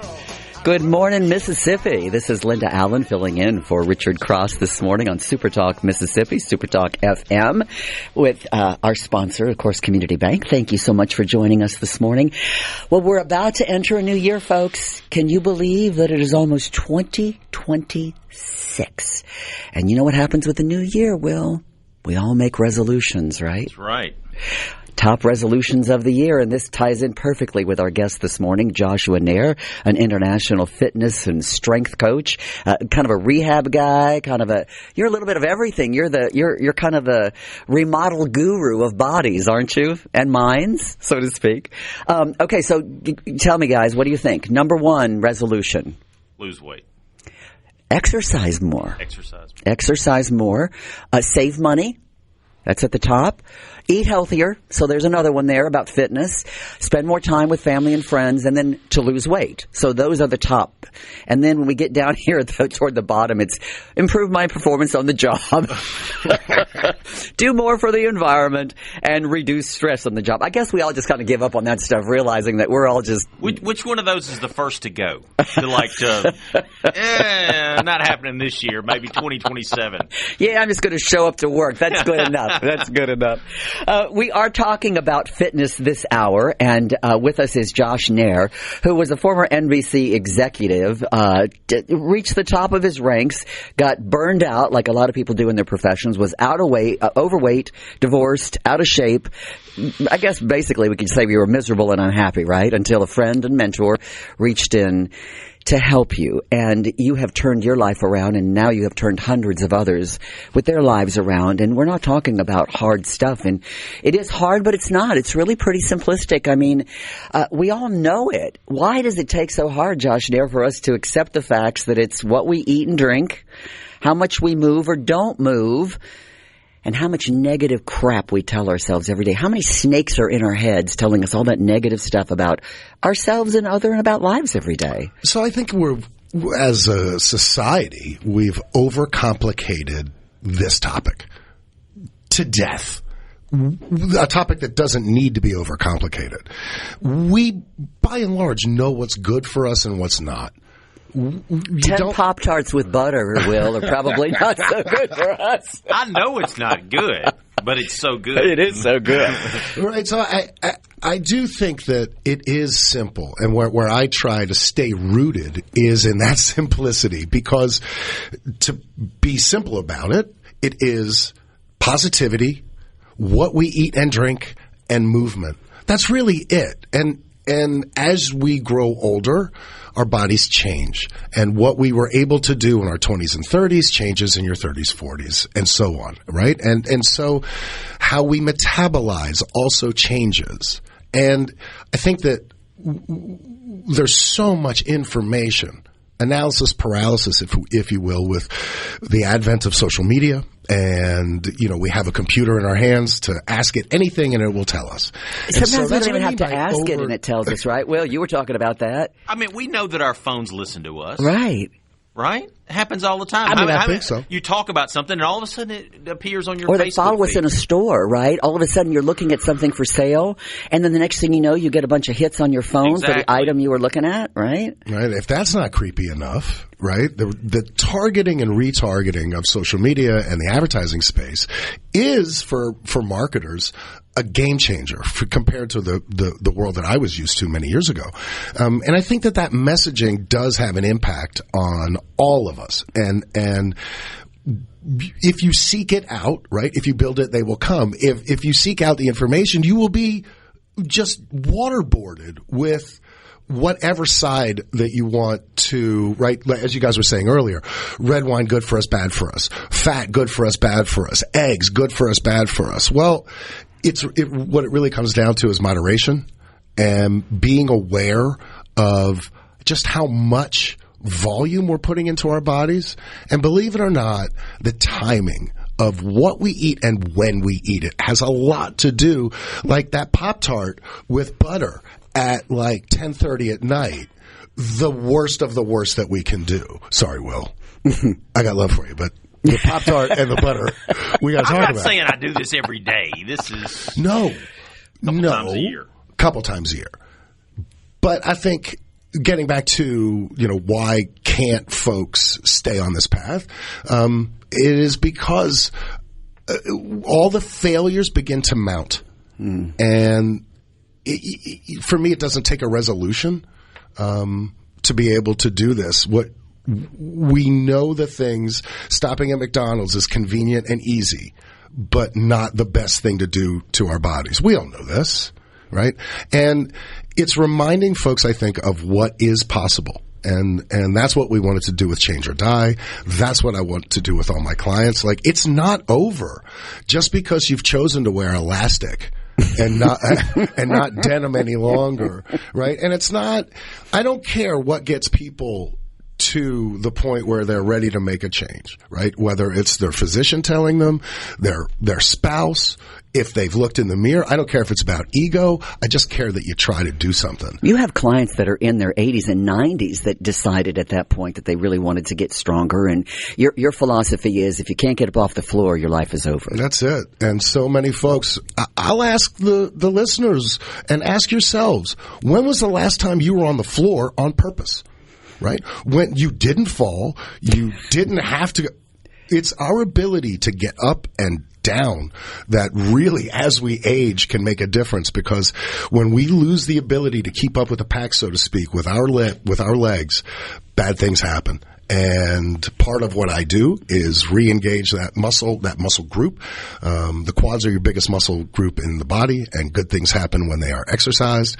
And I'm not talking about sweating and swearing at the gym for 2 hours. This is not what I believe. A little bit every day, because folks, whatever you are doing. You're talking 20 minutes a day is kind of your philosophy. That's about it. Just 20 minutes a day of doing something that gets you moving. That's and then it. watch what you eat on a regular basis, because, again, you hate the word diet, and you're preaching a lifestyle. I love the potato story. I don't know, Will, do we have enough time to tell that story? Do we need to? We'll start it, and if we need to stop we can finish it. So Josh Nair looks incredible now, says he's in the best shape he's ever been in his life. But there was a time that you were pushing close to 300, and you had a love affair with a vegetable. Probably like a lot of you, I have, and I still do have this infatuation with everything that is the potato. And I'm here to talk about it and come clean about what I've done in the past. And my relationship with the potato started very early in my life, like many of you. It starts at breakfast. As a child, I loved all the things that the potato could provide in the morning, whether they're hash browns or home fries. The day would start with the potato and the eggs and the bread. You know, the picturesque meal that we all were taught that this is the right way to eat, with all the white bread, right? Yeah. With the bacon. Right. And then, so I've started my day with potato. And then at lunch, I've had potato in the morning, so I say, well, maybe I won't have a chip. Maybe I won't have the fries. I'll have a chip, right? Like, so there it is, the potato again in the afternoon, because any sandwich has to have a potato chip or a French fry. How can you just eat the sandwich without the chip? It doesn't work. Can't have pizza without chips. No. Yeah. And a tortilla chip doesn't work with a sandwich. It's got to be a potato chip. Now, I'll leave it to the listeners and viewers to, you ask yourselves what your favorite chip is, but I'm telling you, my favorite chips, it was any potato chip at the time. And so then, I try to be brief, then we roll into dinner. But wait, it's not over. As if I haven't had enough potato during the day, I needed more for dinner. So, dinner, main course, what shows up again? The potato. Now it's mashed. Or in my favorite form. With butter, like Will likes. The baked with the butter. Bacon. And maybe a little cheese. And here we are, back to the bacon. Sour cream. Right? So, now I've had bacon. Now I've had the potato for 3 meals. All on the same day. And I did that for days. And the best thing I would do, I think, well, I didn't have fries yesterday, so I'll have fries today, right? So I've been there. I know what it is like. and I ate and still do eat for pleasure. I think there's a big distinction here, folks. Do you eat for pleasure or do you eat for fuel? And we can get into that a little bit more. I think here in the South, we love food for pleasure, right? It's a bonding experience with our friends, with our family. I dig it. What are you bringing if you're having somebody come over? What are you going to bring? What are you making, right? We're talking about food, fitness, trying to maybe get a healthier start to the new year. But you don't have to wait until the new year to make a resolution to get yourself in better shape. We're talking with Josh Nair, an international training fitness specialist. Coming up, we're bringing up one of his famous clients and now one of his best friends, the famous knockout king of the 4-rounders, Butterbean. You're watching and listening to Super Talk FM. I'm Linda Allen filling in for Richard Cross this morning along with Josh Nair and my buddy Will East. Good to have you with us.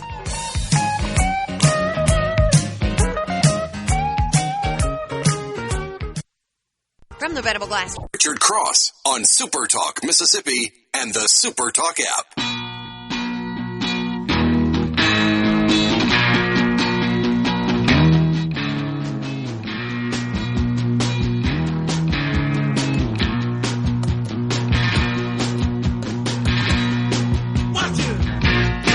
Welcome back to Super Talk FM. I'm Linda Allen filling in for Richard Cross this morning. Richard taking some much-deserved time off. I don't know, Will, I have to be careful. In the morning, my voice may sound deeper than Richard, so maybe I can pass off.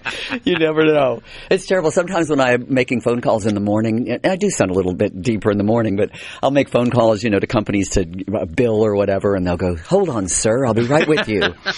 And I'm thinking, okay, my name is Linda. How many sirs do you know named Linda? But anyway, we're here this morning talking about fitness and the new year. Of course, it's always one of the top resolutions. I can't remember what it is. There's a term that they call January is when everybody signs up for the gym and shows up. And then it's like February or March when it's like nobody's there anymore. It's like we all get so excited and then we lose that enthusiasm. And our guest today, Josh Nair, is a fitness trainer and specialist who works with people like ourselves. And I hate to say fitness trainer, Will, because there's so many fitness experts out there, and Josh is a little bit of an anomaly in that the kind of work that he does, he steps in sometimes when physical therapists step out, when the insurance stops paying. He's worked with banged up athletes. He's worked with Teddy Swims, a famous singer. He's worked with Teddy. He's worked with Josh. What is Joshua's last name, who is the moonshiner on the show Moonshiners? You worked with him. He was in a bad wreck and had no health insurance. Yeah, Josh Owens from Moonshiners. That must have been an experience working with him. Unbelievable. He hit a wall doing 105 at a track in New Smyrna, Florida, on a vintage Harley Davidson. And he loved to race bikes. For those of you who don't know Josh, a show on Discovery Channel, Moonshiners, been on the air for a long time. He's a real moonshiner. He is a real-life moonshiner. And I got a call from Butterbean. He was a friend of Josh's, and Josh was in the hospital, had just gotten out of a coma, and he needed some help. And physical therapy was something that he needed every day. And so Bean introduced us, and to this day, and that was 3 years ago, and I talked to Josh weekly, helped him walk again, and I love that guy. So Josh Owens from Moonshiners, one of my favorite people. I think one of the cool things that I've learned about you and the work that you do is that it sounds corny, but it really seems like a gift of gratitude, because you seem to get so much pleasure in helping others transform and see what they're capable of. Yeah, it's the coolest thing I've ever done in my life. The experiences with the folks, whether they're noteworthy for a reason or not, helping someone do something that they didn't think that they could, there's almost nothing like it. That's why I still do what I do. I'm very interested in helping now Mississippians understand what I think we all need to be doing in this state to sort of move forward in a positive way on this topic of nutrition and movement, and also some positivity. I think we all get down, right? Those are the sort of these three pillars that we talked about earlier that I live by. So, yeah.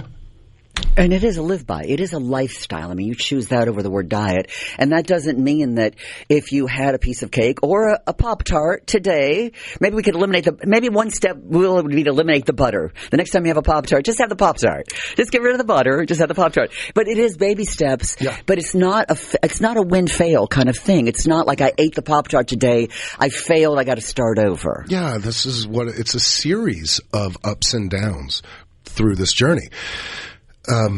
I was there. I did not want to take my shirt off in the pool. I live in Florida. You call it I love what you call it too. It's called the fat guy pull. Yeah, the fat guy pull. The fat guy pull. So what is the fat guy pull? Well, the fat guy pull is where I just grabbed my T-shirt or my sweatshirt or any shirt where I felt like it was stretched too tight, like this was going to help. And you see it all the time. People do it all the time, and they just kind of pull their shirt, their blouse, whatever. They pull it out a little bit. And when you're in water, because you think, like I used to go in and I said, well, I don't want to take my shirt off and go to the pool with my kids. Like that's not right. So I did. And I just reached a point where I was just miserable, right? And it didn't have to be that way. And I didn't start this journey till I was in my late 40s.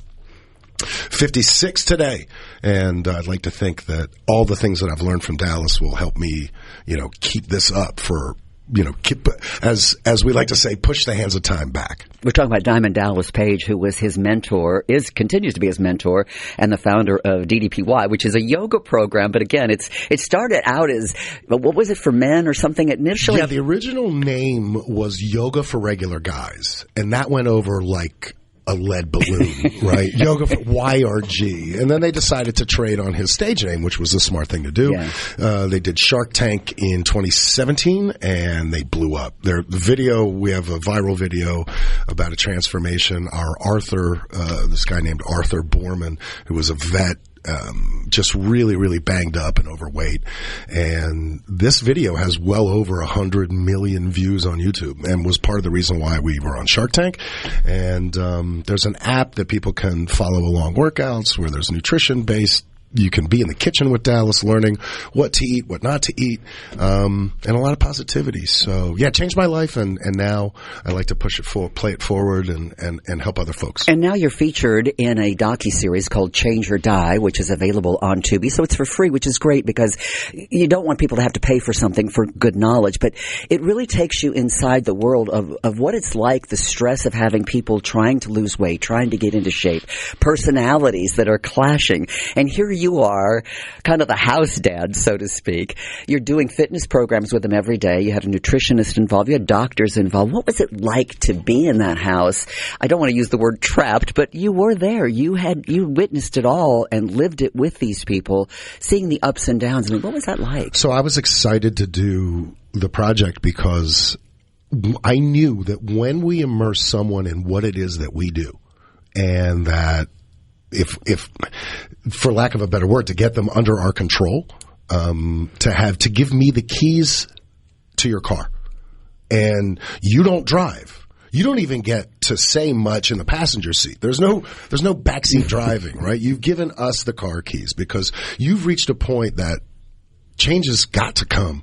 And I think we can all overthink things to death, analysis paralysis, as we said earlier. And so let us drive. We know what we're doing. Right. And this is not, I think folks have this idea that you've got to, be on the treadmill and trying to sweat all this out and you're going to eat rice for dinner. Like, that's not what we do. You can eat healthy and still enjoy life and still enjoy the things that you want. And I'm not asking folks to sling weight around. Just move a little bit more. Go for a walk. How about that? Studies are showing now, there's a study out of Japan, that a 10-minute walk after your last meal of the day can help turn on that metabolism and burn what you've just eaten, rather than it sit. So move and eat. When you eat, then move, because most of us will have a big meal. We work long hours in America. So you come home, you're tired, you either grab something on the way home in the drive-thru and you eat it. We're one of the only countries in the world that we eat in our car. I mean, how crazy is that? We eat in our car because we're so busy and we're so driven and we don't see it. I'm too busy. I'm too busy to eat right. I'm too busy to work out. I don't have time.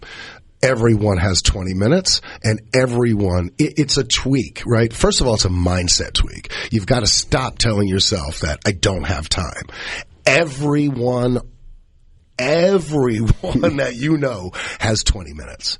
If you say that you don't, you're not using your time wisely, right? And as far as the decision making on what to eat and drink, it's pretty simple. Stay away from sugar. Stay away from processed foods and ultra processed foods. Eat more. Look, I'm not an advocate to be a meat eater or a vegetarian. Find the protein sources that you need to stay upright on a day-to-day basis. Feed yourself. Stop this ridiculousness of I'm going to miss a meal and think that that's good for me. It's not. You right? talk about fasting, and in some respects fasting works, but you're also concerned about people who fast too much and that they're starving their brains. So fasting does work, right? Intermittent fasting does work, but I think we're not consistent, most of us anyway. We're not consistent when we do it. We think, if I miss lunch, then I'm going to maybe be a little bit lighter. When you miss meals, and your body doesn't realize what's happening, it wants to store what it has for energy. That's what you're doing, right? That fat is energy in reserve. And so the body doesn't burn that automatically. It holds on to it because it doesn't know when it's going to get more food, right? And it essentially energy. And so we don't want to miss a meal. We want to actually eat our way through, but we don't want to eat the bad things. We're going to eat the good things. And we're not going to starve ourselves, folks. I like that. We don't want to starve. Yourself. And Will and I, we can work on the Pop-Tart thing. I got you. We can do this. We're talking with Josh Nair, a fitness strength coach, training instructor. You call him whatever you want. What he basically is a guru who can help you get back on track because you know what? He's been there. He knows what it's like. And he knows it's not easy, but it can be done. You're listening to SuperTalk Mississippi. I'm Linda Allen filling in for Richard this morning. We're going to have more coming up on this topic because we know it's important to you. And we know we're not always honest about it, are we?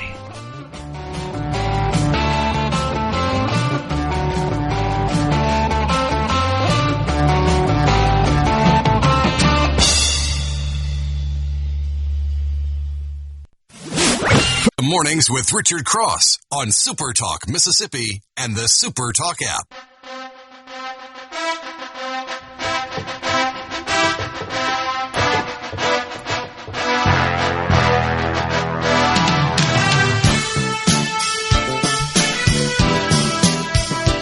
Who doesn't get going when they hear that song? You know what's interesting about that is that our guest today, there's a reason why that song is appropriate. Number one, Joshua Nair, who's been with us this last hour talking about fitness, is a Philly boy. Grew up in Philadelphia and he grew up with Rocky, the real Rocky. And then years and years later, actually ended up with a real boxer, a Hall of Fame boxer, the king of the 4-rounders, an American television personality, a professional boxer, kickboxer, mixed martial arts, and professional wrestler. Welcome this morning, Mr. Butterbean. Good morning, Butterbean. Good morning. How y'all doing today? We are great. How are you? Awesome. I'm doing wonderful. Good. For those of you that don't know, Butterbean is, some of you may know Butterbean from Johnny Knoxville and the Big Knockout. Johnny Knoxville came to Butterbean for the movie Jackass, and excuse me for my French, and asked Butterbean to literally knock him out. And let me tell you, I go back and look at that video all the time, because what crazy guy out there is going to ask you, Eric Butterbean, to knock him out, because you are the king of knockouts. And he goes, I'm serious. I really want you to knock me out. I said, okay, I'll do it. I don't think he had any idea what that. He was unconscious. I mean, you knocked him out with stars in his eyes. Yeah, he was snoring. He was pretty much out of it. Butterbean, thanks for joining us this morning. I know people are going to ask, how the heck did you get a name Butterbean? Well, I wanted a Butterbean chicken breast diet to lose some weight. And it actually worked, but it ain't the best way to do it. So you ate chicken and butter beans to lose weight? For 2 weeks solid, and it's not the best way. We have you on this morning. You are one of the key characters in this new docuseries on Tubi called Change or Die.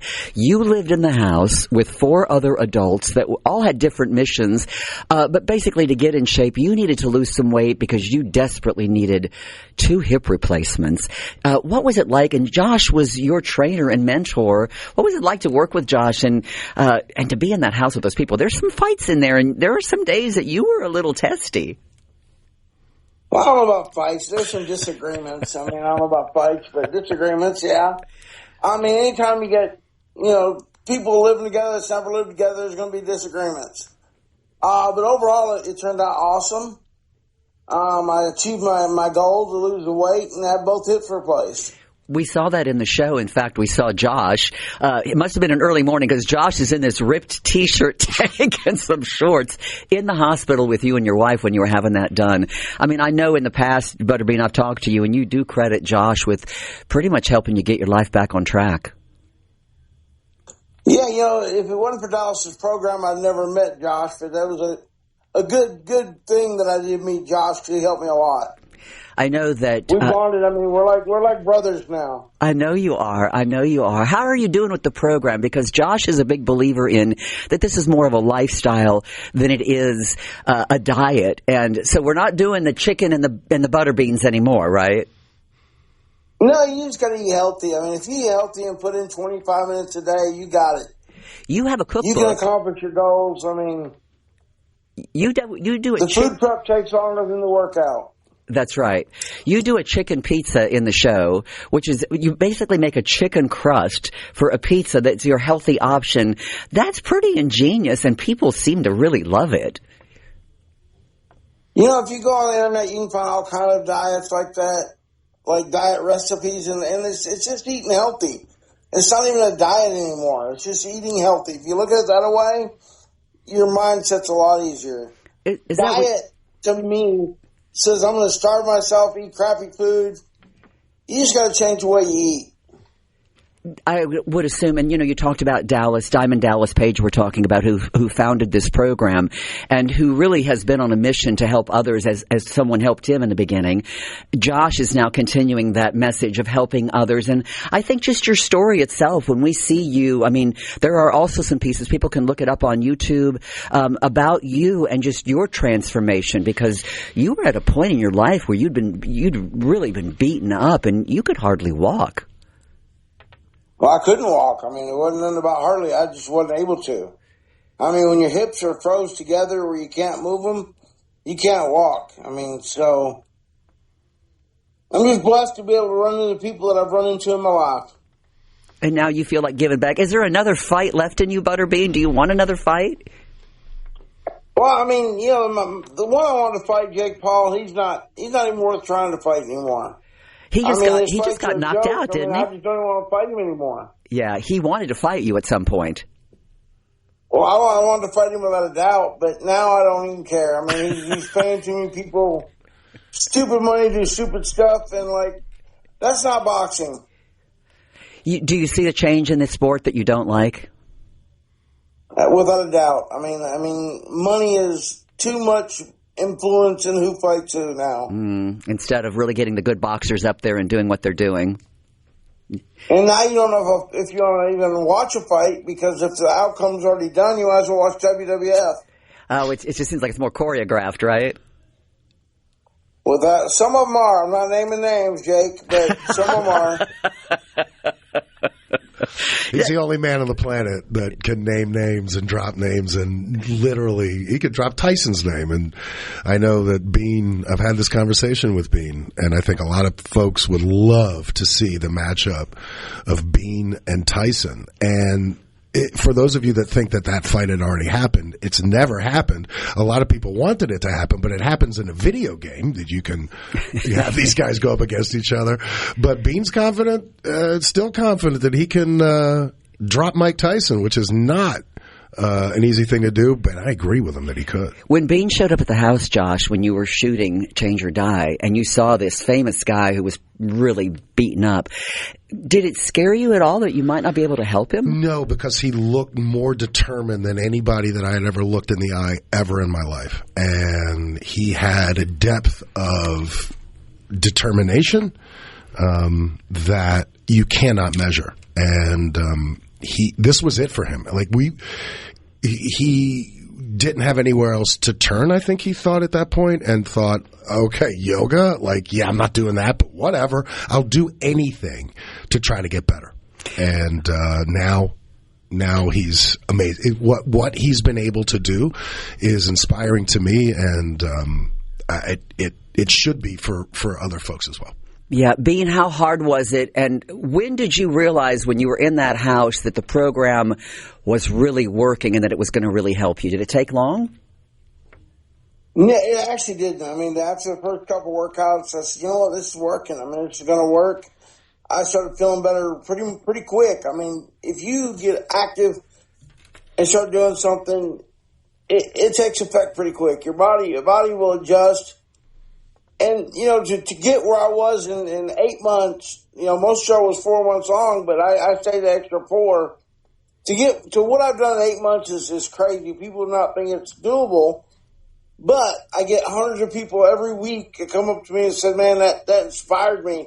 That means so much to me. If what I accomplish can help somebody else accomplish their goals, that's amazing. That's what Josh was talking about, is the feel-good of basically passing it forward, but we're passing forward better health and a better life, right? Without a doubt. We had a guy not long after we got the first part of the show filmed named Steven come up to me, and he was in rough shape. I mean, he had to have his mom go with him a lot of places to help him just to go from one point to the other point. And I seen him at a baseball game the other day. He was out on his own. That's incredible. I know recently I was out with Josh, and he had spoken with someone months earlier, and they never contacted him back, which is not uncommon. People say they want to get fit, and then you don't hear back. And then we ran into them at a car dealership, and I did not even recognize the man. And just by talking with Josh those 3 or 4 months earlier about the 3 principles, the basic principles of what you put in your mouth, what do you eat, what do you drink, get moving, and stop telling yourself all the negative stuff in your head. He had lost, 40 pounds? Just by changing those 3 things, just a little bit, modifying. And it was amazing to see the progress. And you never really know the impact that you have on somebody. You just never really know, do you, Bean? You don't. And me, there's one goal. You have to believe in yourself. And once you do that, you can accomplish anything. Yeah. You really wanted to be on the floor with your kids and be able to enjoy your life with your children and grandchildren and not lose any more time than you'd already lost. Exactly. That's it. And I get to spend all the time with the grandkids now, so it's awesome. That is fantastic. Well, you look great, and people can follow your story online.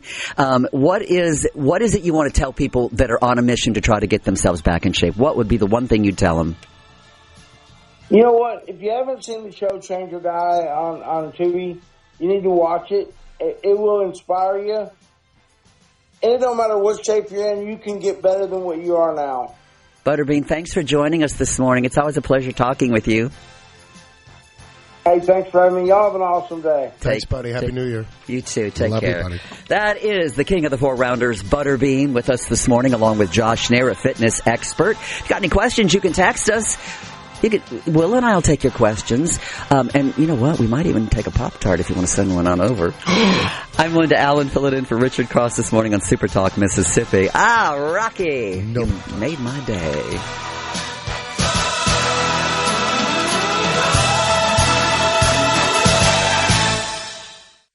From the Venable Glass. On your radio, on our app, or on your smart speaker. We're always free. SuperTalk Mississippi. Your home for Mornings with Richard Cross.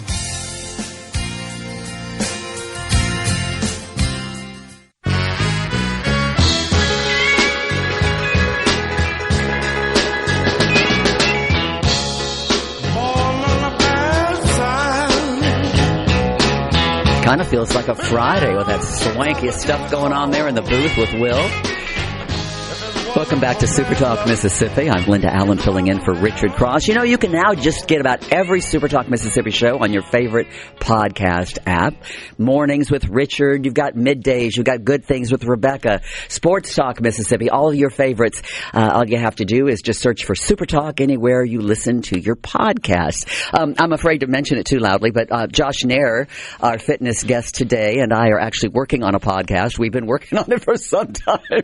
I have to tell you what's so funny about it is both of us were in radio and television for decades, and then to sit down after not doing it for some time and then try to figure out all the technology, setting up cameras and lighting, and we finally got that mastered, and then it was all about content and do people really care what we have to say? And but we are putting it together, and we will have that for you. We do have some already in the can, and we're going to be sharing those with you in the coming future because we are talking about fitness, but it's about a lifestyle. And we really, although it's for any age, Josh and I are really working toward those of us that are getting older, because as we get older, our bodies do change and our needs change, and we can't eat like we used to eat. Your metabolism is different, and so we are trying to share some of that with you. Butterbean was on us with us just a few minutes ago, and I wanted to make a mention. Butterbean, it's amazing what he's able to do because he has his own restaurant in Jasper, Alabama. It's called Mr. Bean's Barbecue. And he does have potato skins and other things on there that we all try to avoid. But Butterbean has been pretty cool about also coming up with his own recipes. And he has really done some incredible stuff. And he's got a cookbook he's been working on, kind of like our podcast. It hasn't come out yet. But he's doing some great things with that. Josh, I want to talk to you as we're getting ready to wrap up this hour. We talk about mindset. And, I can't remember how many it is, but it's like there are like 40 or 50,000 negative thoughts that go through our head every single day. And we process that all the time, and we think so much about that. I like to call it the snakes in our head because it's what we tell ourselves about ourselves. It's what we tell ourselves about other people. And I think it's just a natural human reaction, but we really have to work very hard on trying to eliminate all that negative activity that's going on in our brains. Yeah, and it's for those that think that people who are positive just wake up every day and that, oh my God, I'm positive. No, it takes work. And so the best advice that I think I can give folks is to just, when you're having these negative thoughts, balance it with a positive thought and understand that you're not alone, that everybody's got that stuff. But it's how you come back from the setback, right? The comeback is better than the setback, no matter what it is, be it personal life, your diet, the word I hate to use, right? Your exercise life. Know that it's not over and it's never too late to start. And grab that and it can, just in terms of balance. I'm not saying to folks like, you can never have another negative thought, right? Glass is always, no. What I'm saying is that balance it out. There are always things that you can hold on to, whether it be your friends, your family, your pets. There is a positive, and so work from there. And last thing, be a little less negative today than you were yesterday. Or, I had a woman come to me for her husband who drank literally a case of beer a day. And she said, what do I do? So there's 24 beers in a case. Have one less tomorrow, right? Because the shock to his system, if he stops drinking altogether, which would never happen, right? So again, moderation, a little bit less today than you were yesterday. You don't need to change the world, nor are you going to lose all that weight in one day. And the cruel thing about fitness is that the journey takes time, and folks want things to happen quicker than they do, because the reality is it's really easy to put on the weight. Doesn't take a lot of time to put it on. It's the reverse that takes the time. But know that it's okay, and that we're here for you, for the pod that is coming. I promise it's coming, and everyone will grab a pen and a paper, because there's stuff that you can take from this podcast and use in your own personal life? Yeah, GLP-1s are so big, and now we're seeing, Will, that they're actually making it even cheaper. And I know, Josh, you're also very big about not ever knocking anybody's program, but you are not of the mindset of boot camps and doing things that are radical. You really believe that we should look at this as a long-term, not a sprint. Yeah. This is a marathon run. And I just want the folks, GLP-1s are very popular now, and especially here in Mississippi. And from what I am hearing through my new little grapevine is that there are many, many folks that have moved to the GLP-1.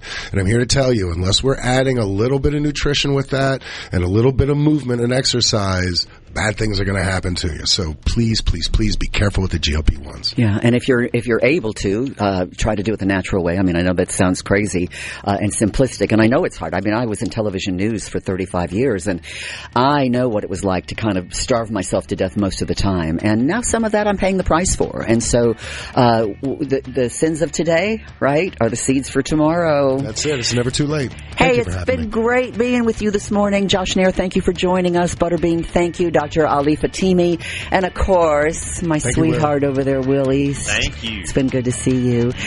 And, folks, thank you for letting me spend some time with you this morning. I've had a great time, brought back a lot of memories, and I've had so much fun. I hope you go out there and have a great day. And a SuperTalk Mississippi Media production.